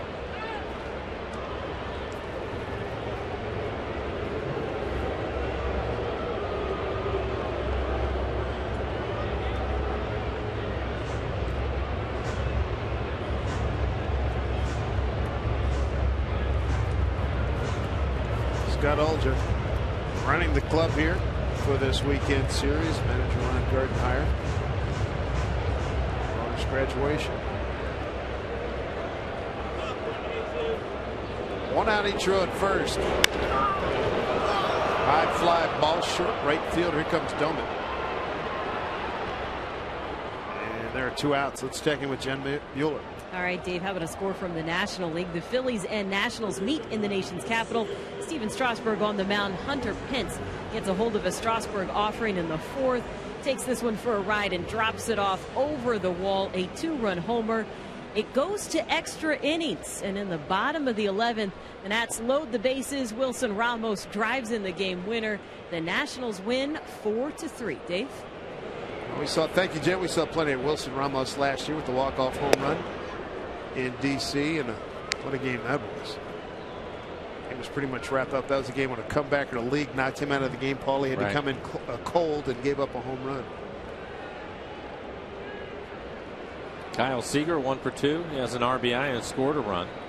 A double into the left center gap his last time up.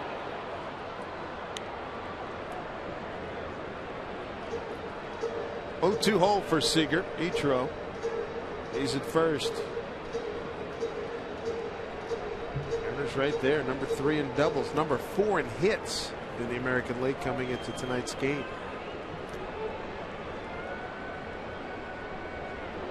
Oh, 2 to Seager. And around his feet, 1 and 2. Chris Chambliss and Ryan, they're having a fun conversation now. I mean, Rhino's got 2 hits.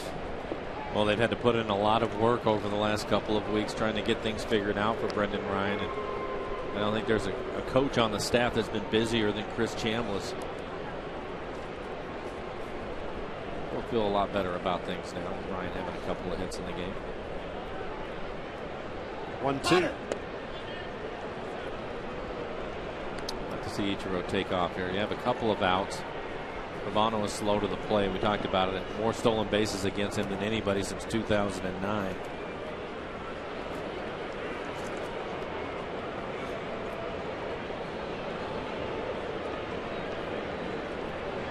There he goes. Back up the middle. Carroll throws him out. Ichiro does get on the move. That'll do it for the Mariners in the 6th. They have a 2-0 lead.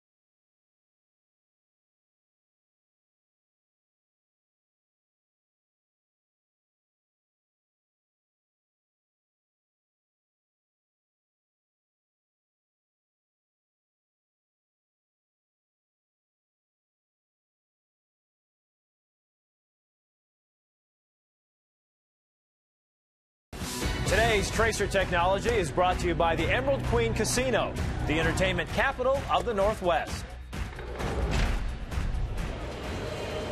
Nice to be back in Seattle after 11 days. And these fans out in the pen. Friday night in Seattle, be at the pen destination. Item 1, 2, and 3 on your to-do list. Check, check, and check. Right now, Eric Wedge would love to see Jason Vargas have an easy inning. He's at 95 pitches. This will probably be his last inning. He already has Tom Wilhelmsen heating up in the pen. I think he'd like to see Wilhelmsen pitch the 8th and have Brandon League pitch the 9th. So we won't have to put any extra pitches on Wilhelmsen's arm if Vargas can get through this inning. There's Tom. He's been great, hasn't he? Sure has. Friday night saw David Hartsman visiting with some of the guys. He's hoping to report to the Yankees before long. Rehabbing down in Florida. Ground ball to Ryan. One out. Hartsman coming off of Tommy John surgery. Going to bring up Chris Parmelee, the Twins' first baseman.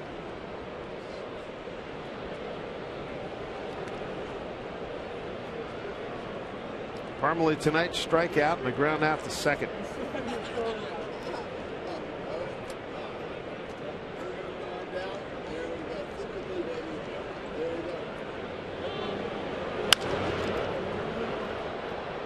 Good play for Carp. Vargas tonight has struck out 5, walked 2. The 2 walks were to Joe Mauer.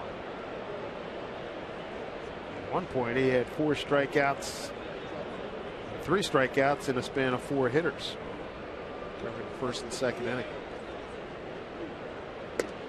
I wouldn't be surprised if the 2 walks to Mauer were by design, as he's going through the lineup and he looks at this lineup. Mauer is somebody that who has hit left-handers well this year.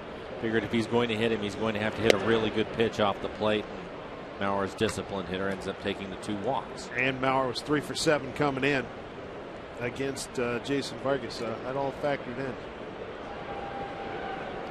2-1 pitch.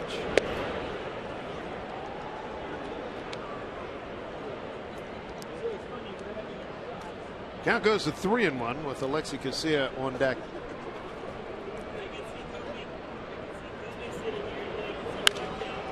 Fly ball. Slicing away from Saunders. Long run. And it's one hop and off the fence. Saunders will get it back in. A long double by Parmalee with one out here in the 7th. For Parmalee, his 5th double this season. And this is the reason why Jason was upset that he didn't throw a strike on the previous pitch. It changes everything in this at bat. Parmalee going to be more aggressive in a 3-1 count on a fastball, and he hits it off the warning track. And with that, Jason Vargas' night looks like it's done. The wedge comes again. He's got the hook out after 4 hits tonight.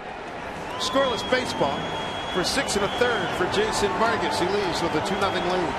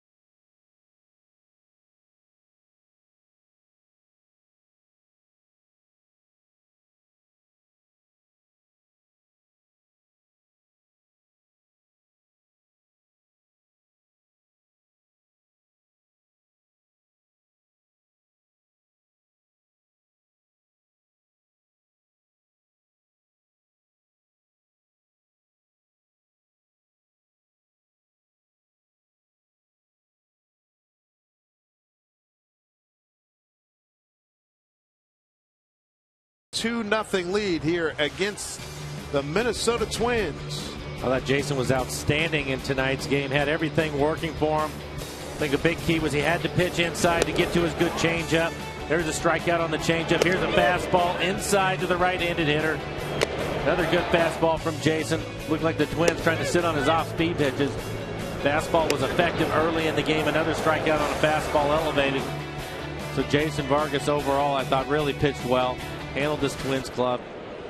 Now it'll bring on Tom Wilhelmsen. Time for the bartender to set him up here in the 7th inning. He's got 1 out and 1 on.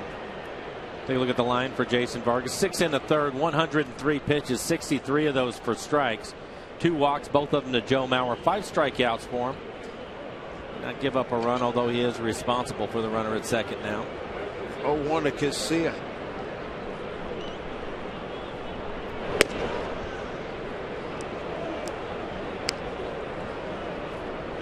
Numbers for Tom: 2.76 ERA, 16 1/3 innings for him, amongst the league leaders as far as relievers go in that category. 18 strikeouts.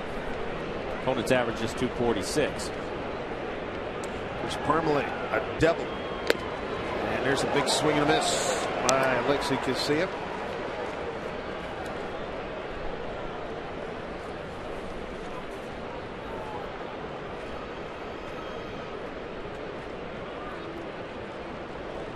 All in 2 strikes, 1 out.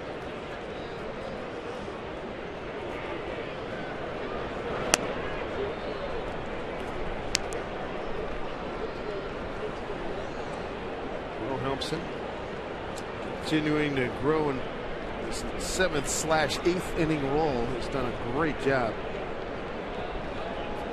It's 2-2 to Casilla, who's 1 for 2 uneven.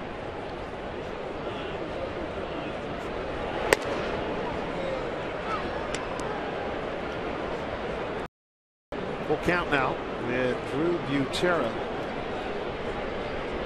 Actually, it's Trevor Plouffe. Going to do some pinch hitting.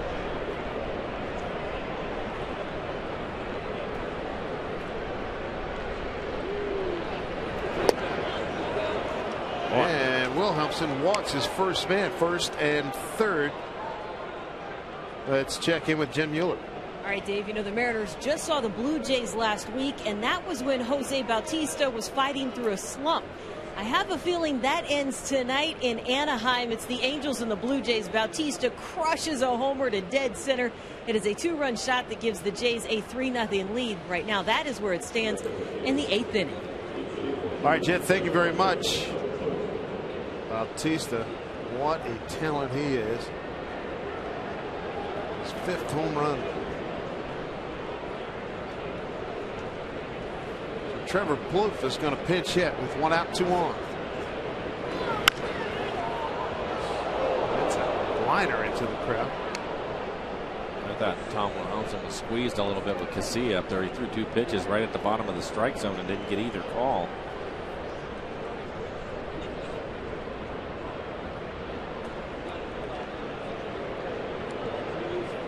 Infield at double play depth. Inside. 1-1.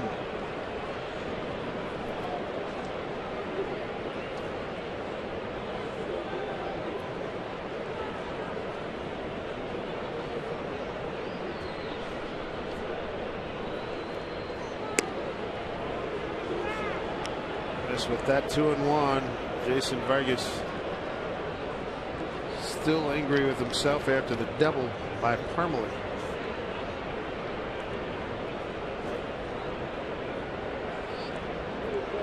2-1.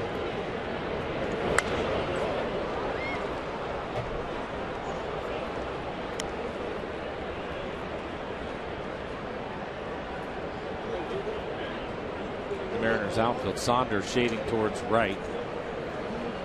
Carpentier both playing straight away.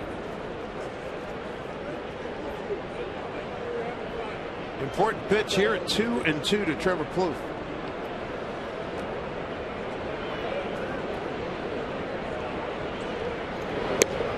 Full count.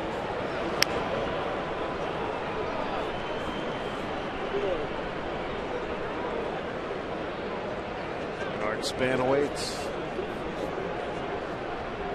3-2 with 1 out. Mariners nursing a 2-0 lead. The pitch fouled away. Plouffe has struggled this year, hitting just 111. Tom really needs to go after him here. I don't think he can mess around. Get to cue with him. Just throw the fastball and hope for the best. You don't want to walk him, push everybody up, and put the winning run on first base. First pinch hitting appearance for Trevor Plouffe. 3-2. Pitch from Wilhelmsen. Lost him. Bases are loaded with 1 out. Back-to-back walks by Tom. So they are loaded up. Playing a group outing. Safeco Field. Do it right now to catch Ichiro Felix and the Mariners getting together with 40 friends. Has never been so easy, fun, and affordable. Round up your Little League, your co-workers, and more. Make plans for a summer outing at Safeco Field. To reserve your group date, go to mariners.com/groups. Carl Willis taking a trip out to the mound. See if he can get Tom back in the strike zone after a couple of walks, something we haven't seen from Tom. He typically comes in as aggressive with his fastball early, and then he'll go to the great curveball. It's a 12-6 curveball.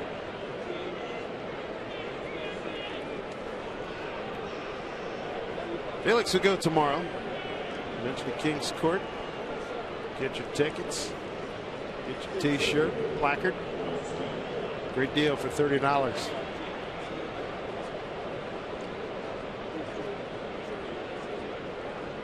They get them loaded up. Parmelee at third, at second Casilla, and Trevor Plouffe at first.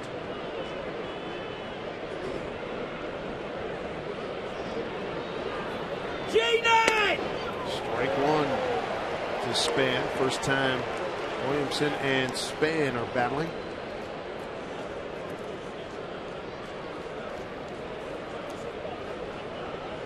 Bases loaded, 1 out. Jack Potter! Comebacker, bare hand. Oh, boy. Runner scores. He throws it off the back. I thought he was going to come home for the 1-2-3. That's exactly what he should have done, Dave. And I think once he realized, as he started to turn a second, he realized he made a mistake and then threw it wide. The middle of the infield had a tough time too, but that's just a mistake by Tom. He knows better than that. I don't know if because he ended up barehanding the play, it threw him off a little bit, but this is typical. You typically will come right back to the plate. You can see him check the runner for some reason, and he throws it wide. Ackley able to keep it on the infield. So E1 RBI. Fielder's choice, too. Span. Wow. Rarely see that. He had a tailor-made 1-2-3 double play.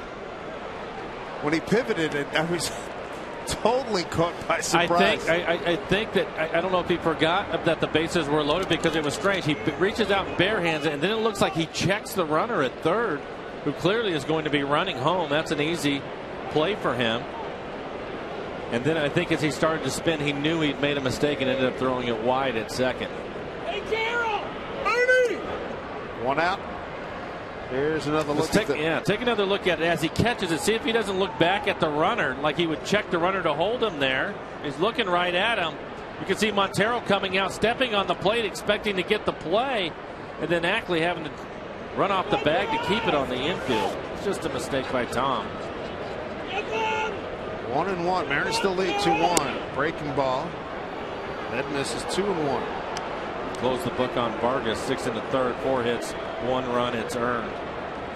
2 walks, 5 strikeouts on 103 pitches. Well, that's a tough way to go.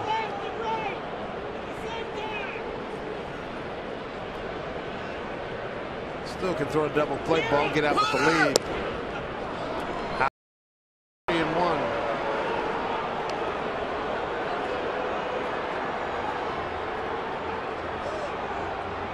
On deck hitter, Joe Mauer.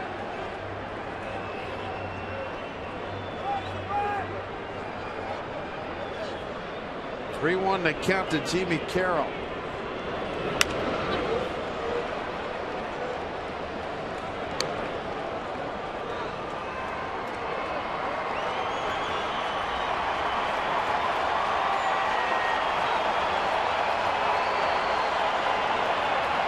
Shape Carroll towards right center.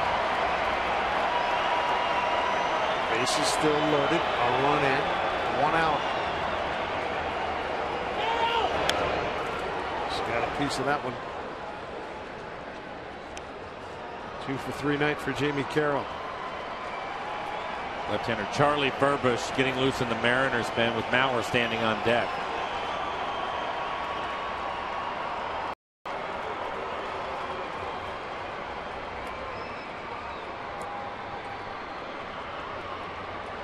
Mariners still with the lead.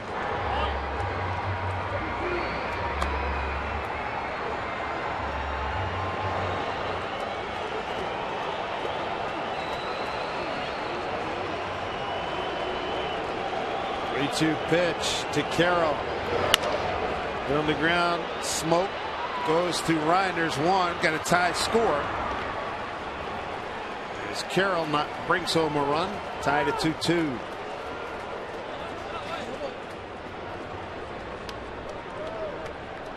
So Span is erased.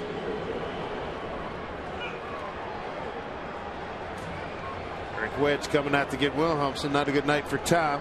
Got a 2-2 ball game in the 7th with runners at the corners.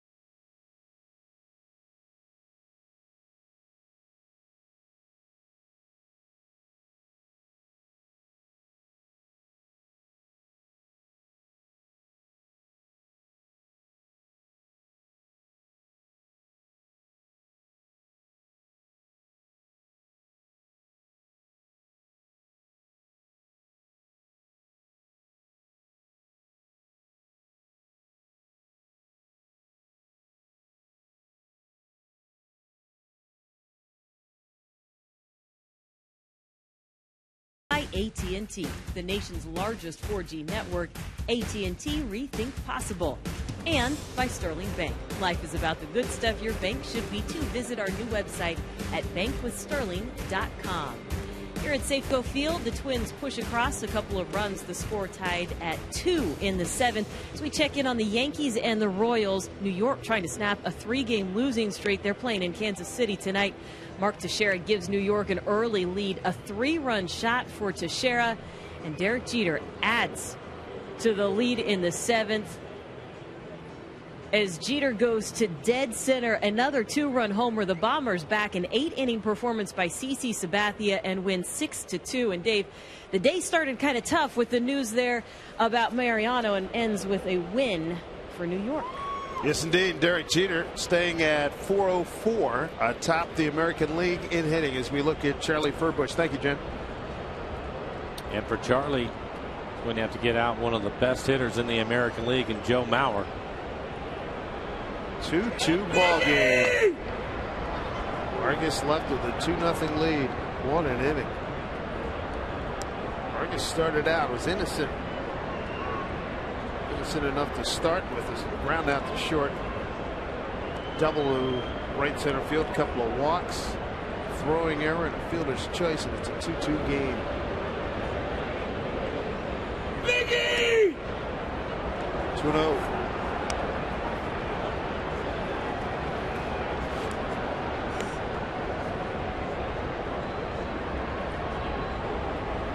So at third, you've got Trevor Plouffe. Jamie Carroll. He's at first. Potter! And Charlie behind 3-0.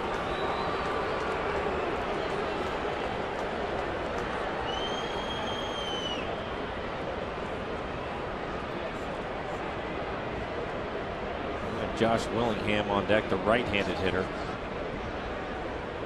This is the only batter I think Charlie ends up facing. Throw to first. Runner at third holds. Steve Delabar up second time.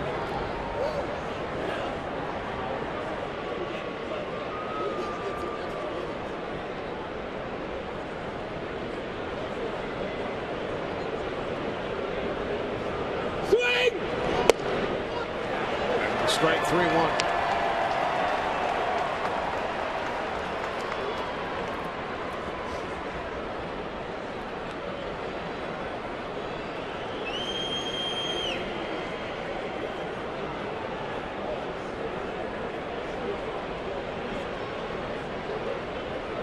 Pitch at 3-1.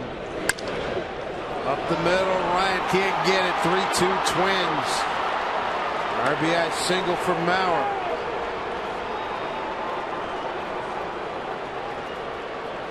Joe's 14th RBI, and the Twins take the lead.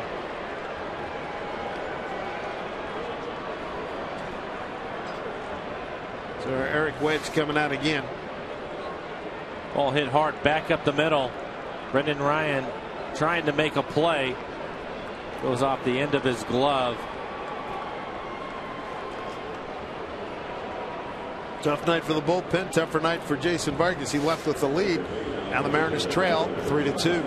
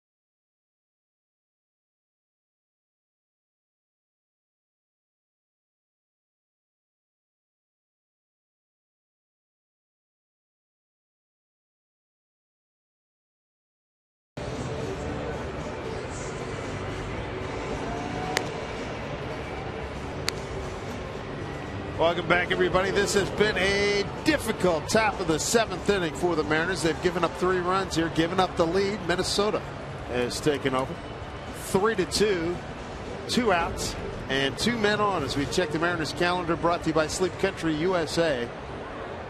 Twins in for 3, followed by the Tigers for 3. Then it's Willie Nelson, cue up the bus, on the road again. 4th pitcher this inning. Steve Delabar takes over now for the Mariners. Josh Willingham 0 for 3, a couple of strikeouts and a ground out to 3rd. Carroll at 2nd, Mauer at 1st. Manny! Strike 1.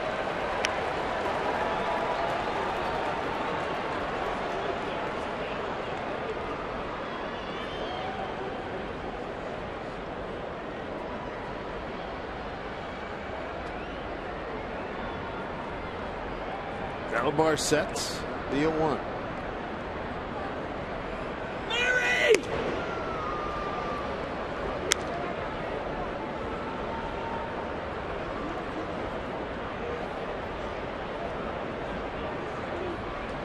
Numbers for Delabar: ERA at a 4.97, 16 strikeouts in the 12 2/3 that he has worked. Opponents average just 2.13.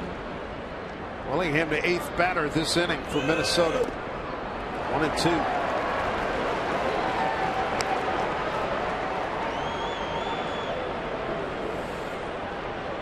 Carroll, a runner at 2nd. At 1st, Joe Mauer.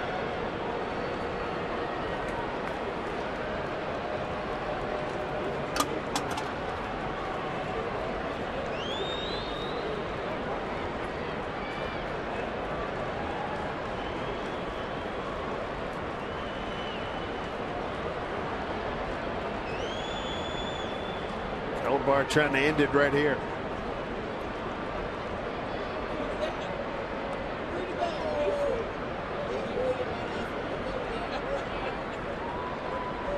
Runs, 5 hits, no errors for Minnesota. 2 runs, 8 hits, and an error for the Mariners. 1-2 from Delabar. Gracie! 2-2.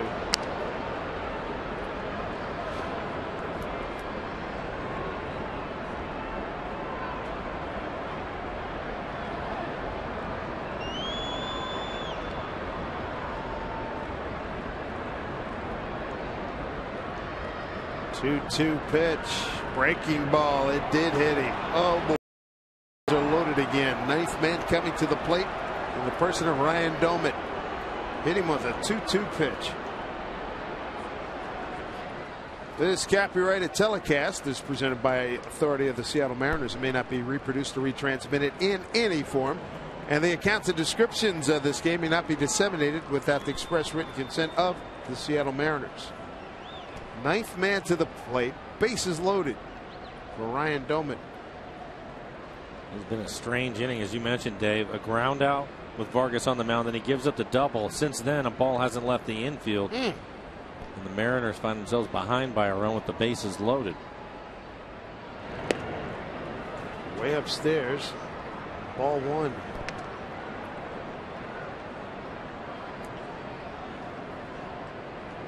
From Wilhelmsen. Not one of his better nights.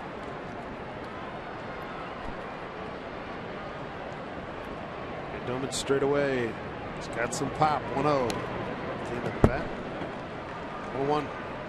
He'll have a tough time sleeping tonight thinking about that comebacker to him. He walks a couple of batters and was able to make a pitch to get himself out of the inning and then made a mistake. When you're in these tight ball games, those are the little things that we've been talking about, Dave, that tough to get around those things. But now the Mariners are going to have to score a few more runs. 1-1 to Doumit. Missed outside. 2-1.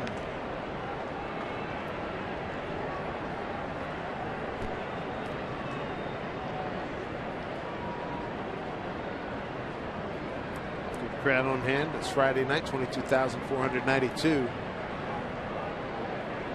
Hometown 9 in some trouble. 2-1 pitch. Foul past Terry White. Scooped by the ball girl.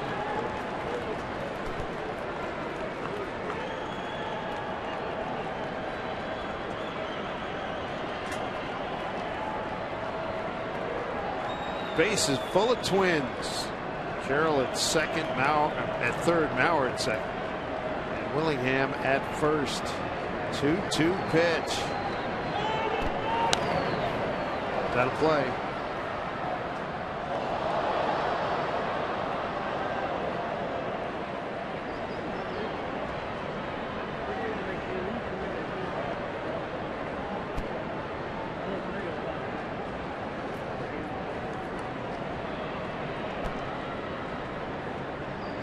Important pitch from Delabar. 2-2 in the dirt, full count. Well, here you go. Delabar has a good fastball. He's been 95, 96 miles an hour. He's going to have to challenge him, I think.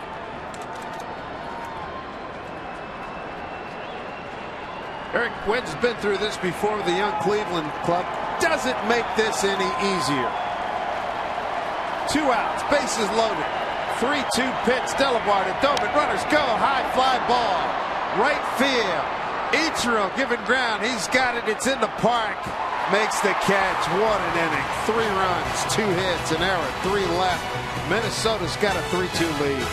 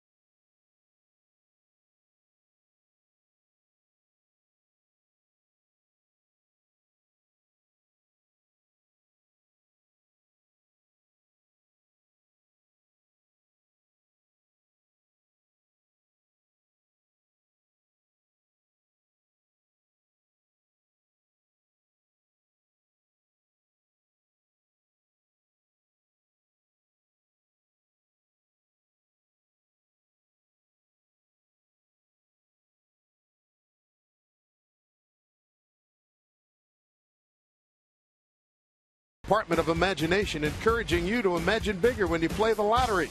Visit us on Facebook or tweet what you do to Twitter, hashtag #IfIWon. Who knows, you might even see your tweet appear on TV during an upcoming game. Well, the Mariners were up 2-0, and next thing you know, they're down 3-2. That's where we are now, heading into the home 7th. 3 runs on 2 hits, an error, and 3 left in the Minnesota top half of the inning. So the new pitcher, Brian Duensing, and he takes over for Carl Pavano. Duensing's numbers: a 3.72 ERA, 9 2/3 innings for him. He's not given up a home run this year. 5 strikeouts, 3 walks, 0-2 record. Trevor Plouffe stays in the game in right field. Ryan Doumit moves from right field to behind the plate. The Mariners were up 2, now down a run. Smoke will turn around. Bat right-handed. It's Duensing, strike 1. Duensing, good fastball.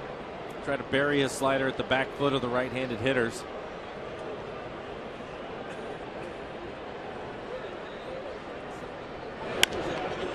Smoke to center field. Denard Span. One away. Smoke go for 3, couple fly out to center and a ground out to first. Bring up Mike Carp. Carp 1 for 2, ground out to second, and double to right.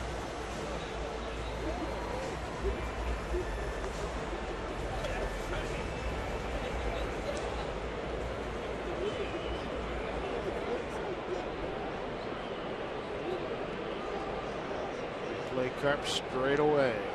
Now the third baseman moves in a little bit closer to Valencia. Carp takes strike one. Mariners got their runs in the 5th inning. Leadoff double by Montero. Seager doubled him home, and out later Carp doubled home Seager. Carp behind 0-2.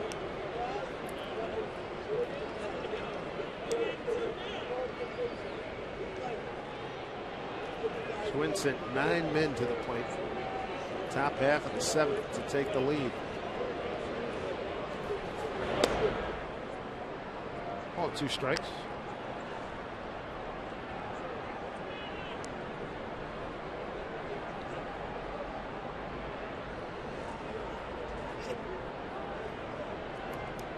One-two pitch.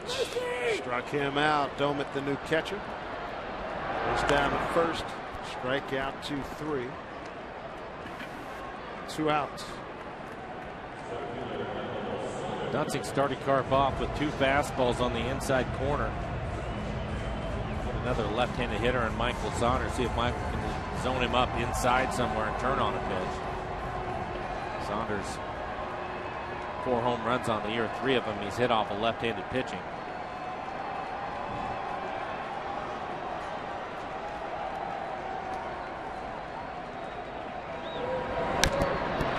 Slicing drive, left center field, spin. Wow, he ran it down. What a play.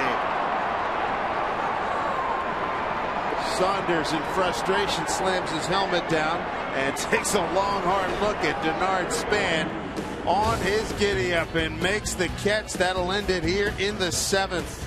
To the 8th inning we go. Twins by a run.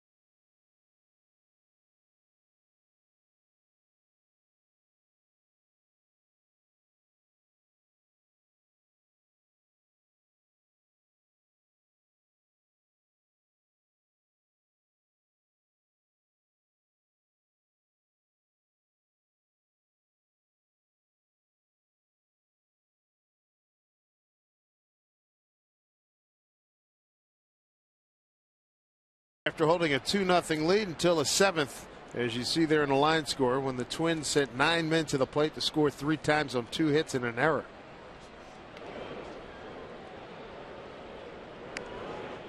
Here's Danny Valencia to lead it off. Valencia, Parmelee, and Casilla. Back to just below us. Take a look at the West. Texas loses at Cleveland. The A's lose at Tampa Bay. The Angels lose to Toronto at home. Just for the Mariners to come back and get this one. Right field. Ichiro got a beat on it, running out of room, makes the catch. Nicely done.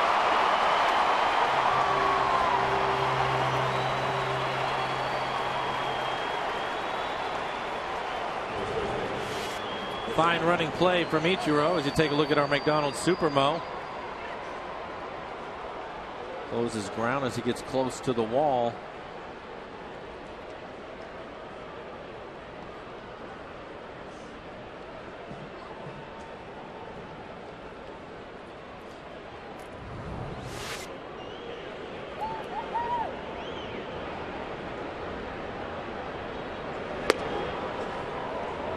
Parmalee looks at the ball.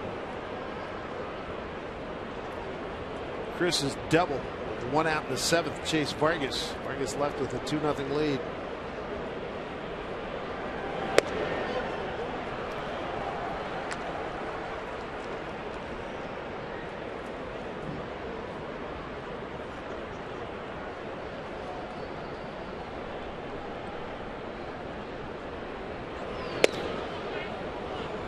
Balls, one strike. Mariners home eighth will be Ryan Ackley and Liddy, 9-1-2.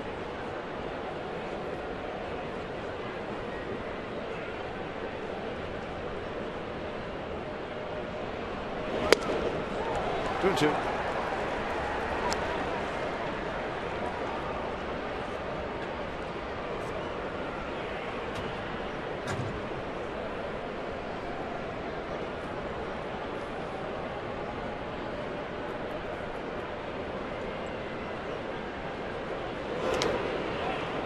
Big bite. Montero 3-2.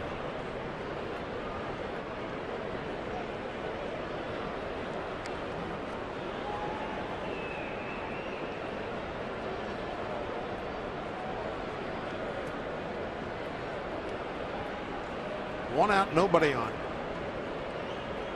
Chris Parmalee. 3-2 pitch coming.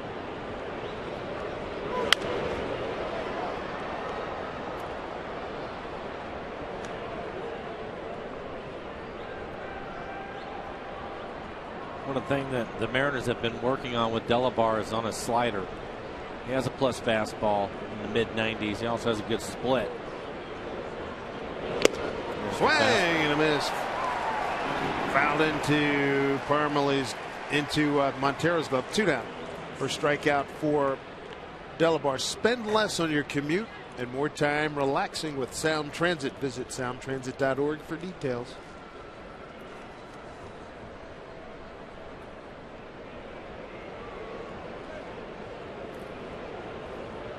Alexi Casilla, 1 for 2 runs scored on the evening. A tough play. Liddy, beauty. Nicely done by Alex Liddy. Well, we got to see Beltre do that charge play for a lot of years. I tell you what, this young kid's on the come. That's a good looking play. 3-2 Twins.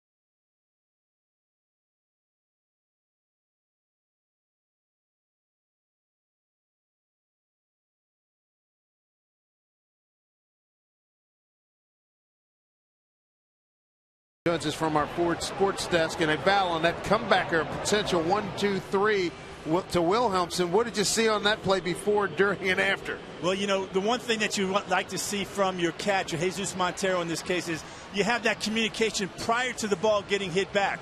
So you're telling your pitcher, hey, if it comes back to you, you're coming to me. Right here, Tommy Wilhelmsen comes off the mound. It looks like he looks at the runner at third base, but by the time he does that, his body is turned so far that he's unable to come around and make that good, strong throw to the second base. But he should have gone home first, get that out at the plate. You could see Montero stepping up on the plate, Mike. Yeah, I think that's the one thing that I noticed, Val, is Montero immediately came out and put his foot on the plate like he was expecting it.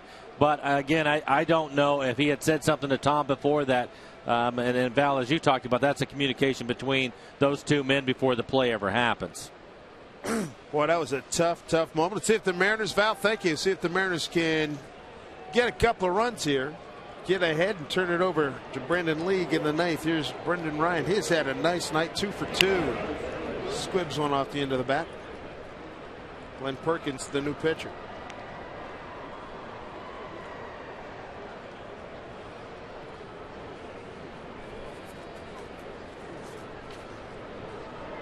We'll see if Brendan Ryan can add to his night, find a way to get on base. The Mariners have done a good job of getting their leadoff men on base tonight.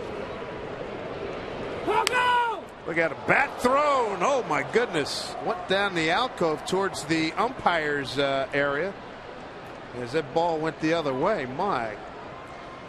Thankfully, nobody got hurt. A million years he couldn't throw it in there again underneath the tarp. Look at this. Yeah, his bottom hand slipped off the knob of the bat, and he couldn't hang on to it with his right hand. The Mariners have had the leadoff hitter on 4 out of the 7 innings.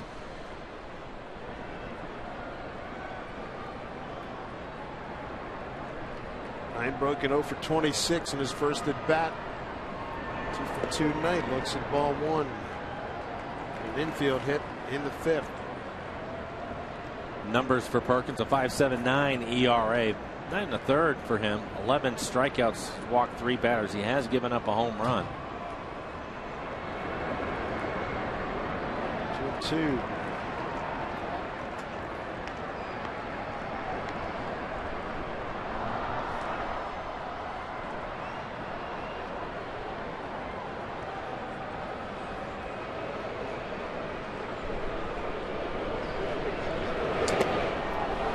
Fooled Ryan on that pitch. Took a little bit off it. 1 out.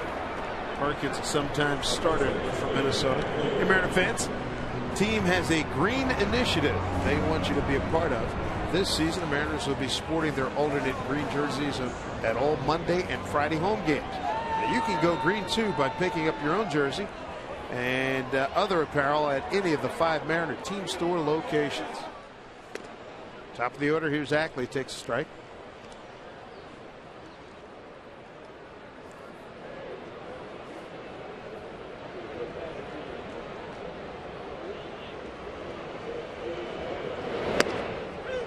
Strike 2.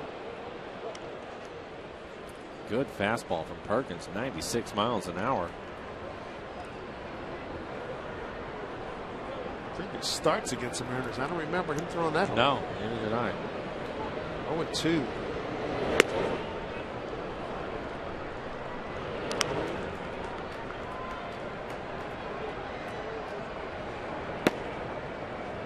Burton getting ready. Jared Burton.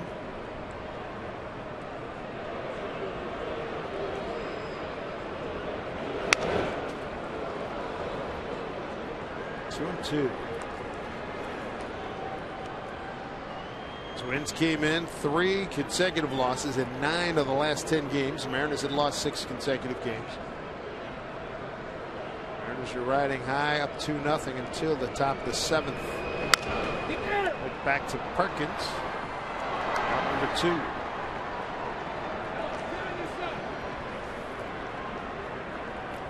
Bring a Alex Liddy got a base hit up the middle last time. He's 1 for 3. Nice play to end top half of the 8th inning. Garcia tried to bunt his way on.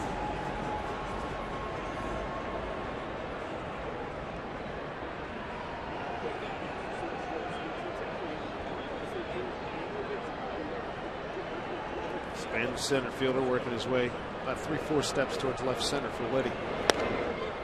Strike one.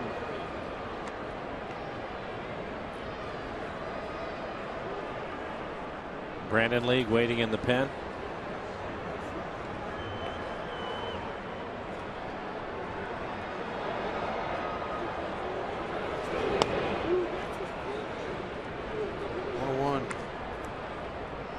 Twins pitchers have retired 7 consecutive Mariner hitters.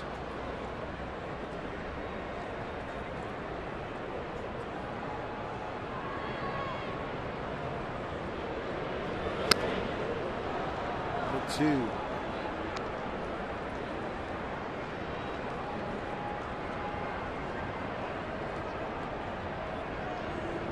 Last hit by the Mariners was Liddy's 6th inning single.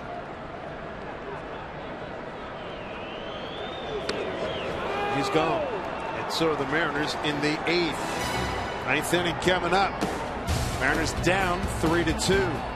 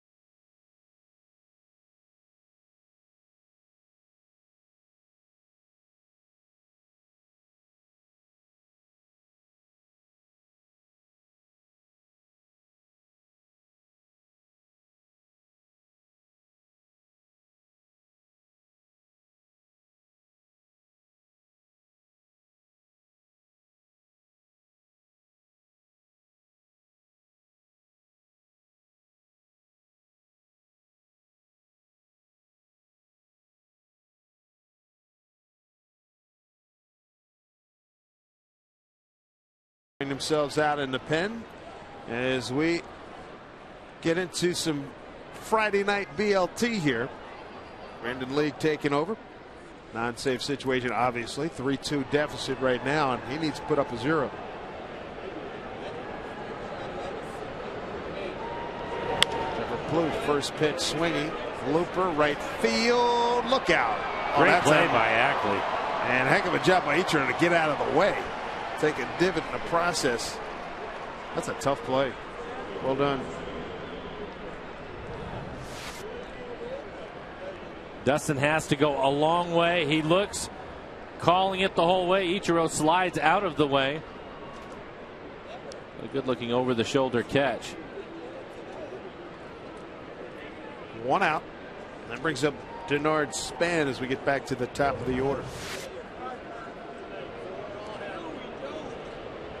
4 on RBI tonight. He was at bat in the 7th inning, bases loaded, 1 out, come back to Wilhelmsen. Instead of going 1-2-3 double play, get out of the inning, turned and threw wide to second. Everybody was safe. Inning continued.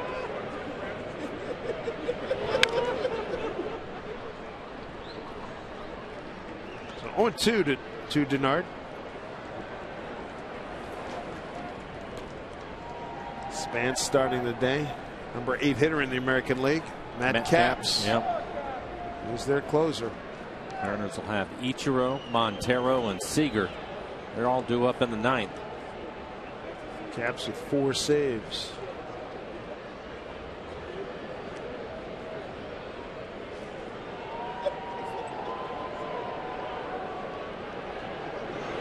Swing and a miss. Span's gone. 2 outs.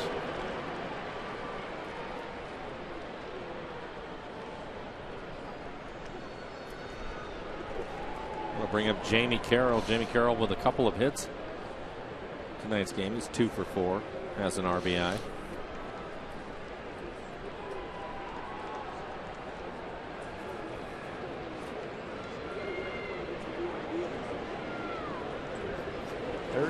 Years old, out of Evansville, Indiana.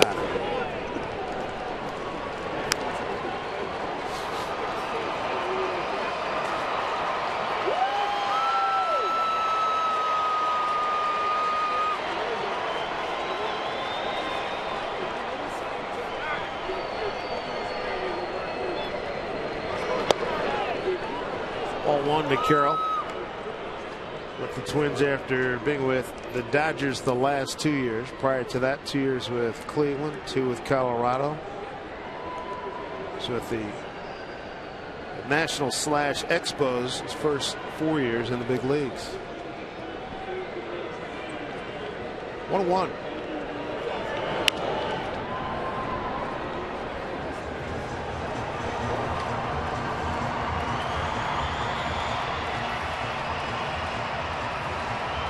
League trying to get his team back in the dugout. Do it quickly so they can pull it out of the fire. Have a chance to pull it out of the fire in the bottom of the 9th.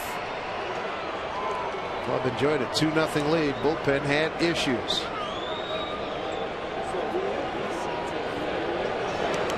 Spiked it. 2-2.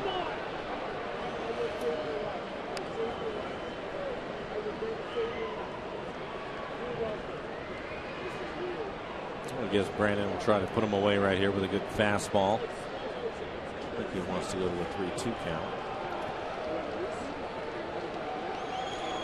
2-2, 2 outs, nobody on. Pitch to Carroll. Missed. Got a full count. And missed with the fastball up. Joe Mauer waiting on deck. 1 for 2 with a couple of walks and an RBI.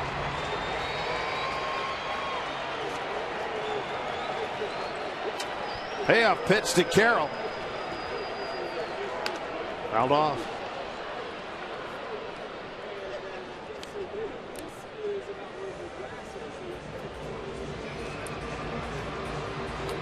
Seventh pitch coming up to Carroll.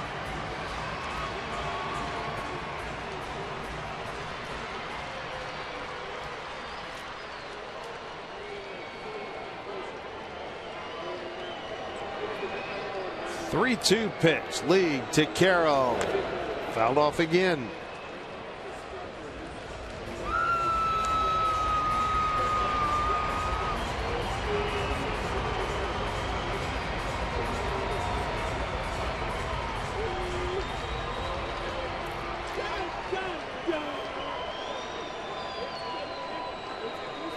League, the fifth pitcher used by Eric Wedge tonight.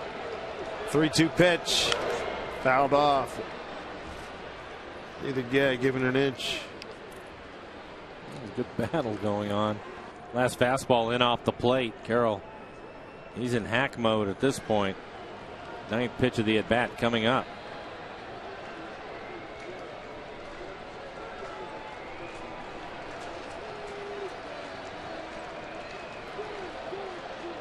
Pitch to Carroll. Walked him.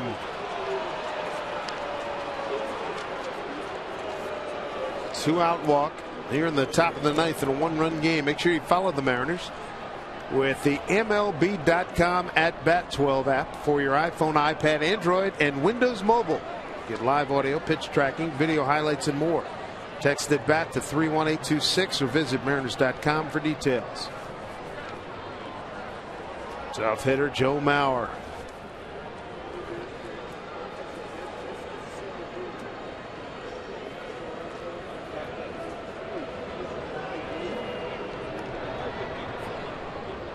Maurer 1 for 2 against Lee.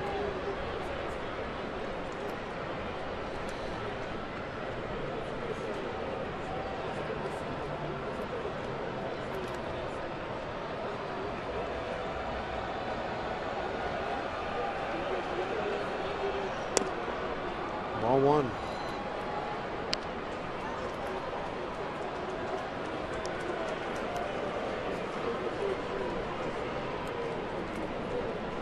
Nice catch on a looper. Right field by Ackley and a strikeout of Span. Long at bat to Carroll and a walk, and now Maurer 1-0.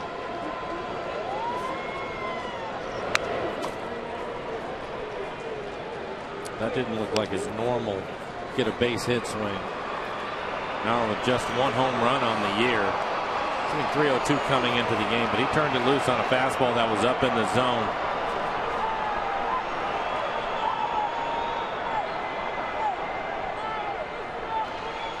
One and 1 to count.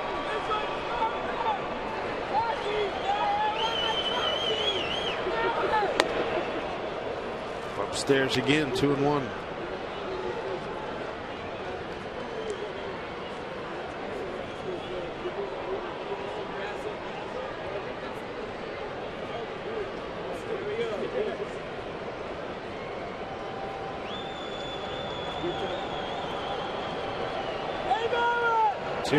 Carroll takes off, swing and a miss, throw by Montero. It's blocked by Ryan. They keep it in the infield. Stolen base for Jamie Carroll. He's 2 out of 3.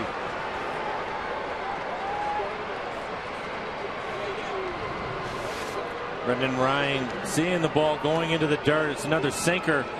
It's right on the cut of the grass. Great job just putting his body in front of it to keep it from going into the outfield.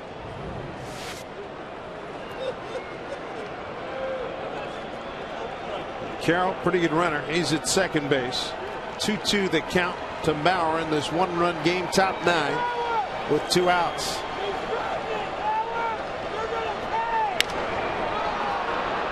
Saunders has to give some ground, but he's got plenty of room, and that'll do it. A run to tie, 2 to win. Ichiro, Montero, and Seager against Matt Capps.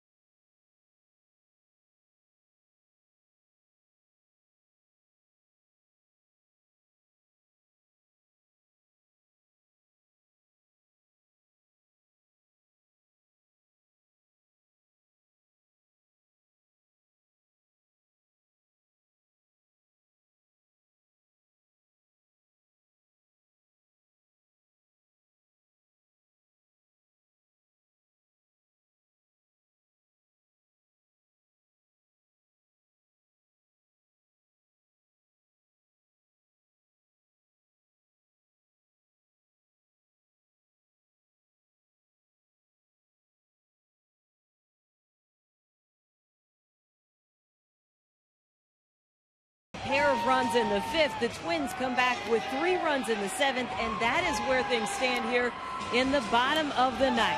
Hockey fans around the country are paying attention to the Stanley Cup Finals and the playoffs, but the WHL playoffs have also reached the final stage of the season. It is the WHL Championship, and Game 2 tonight between the Portland Winterhawks and Edmonton Oil Kings comes your way after the Mariners postgame show here on Root Sports. Dave Sims, Rally Caps are on. Absolutely. There's Amy. The Ichi-meter later. She's got hers on. He's got his on. Ichiro going to lead it off. Bottom of the ninth against Matt Capps. 1-run ball game. Strike one from Capps. Capps with an average fastball. Will use a split. Also throw a slider. His numbers, ERA right at 5. He's pitched 9 innings, 3 strikeouts, 1 walk. Opponent's average 250. He's given up 2 home runs this year. It is a foul ball.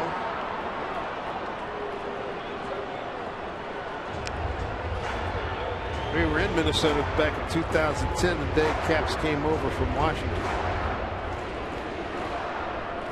Spent his early big league years, starting in 05 in Pittsburgh through 09. 47 games for the Nationals in 2010, then came over to Minnesota. And here he is again, coming off a 15 save campaign last year. 0-2 to Ichiro.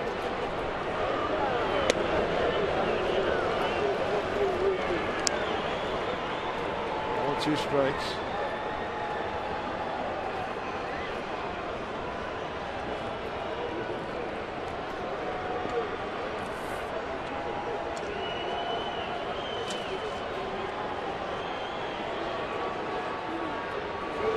Swing and a miss, folding. Strikeout for Matt Capps. 1 out.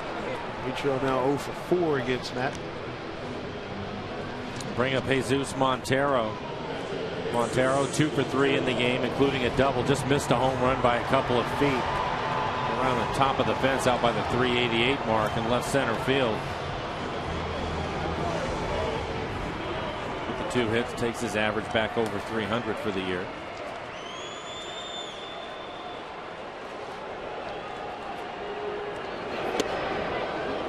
Strike 1 to Jesus.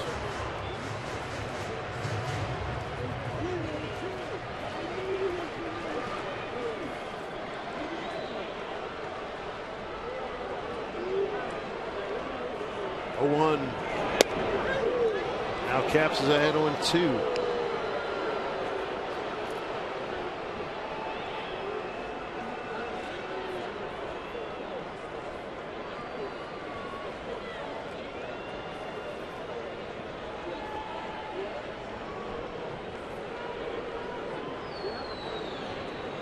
Two from Capps. Strike 3 called. 2 down.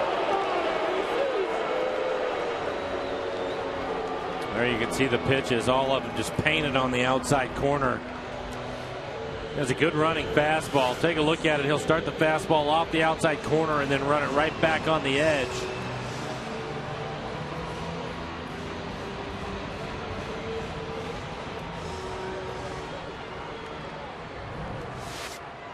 Bring it up to Kyle Seager. Strikeout, RBI double, ground out the short.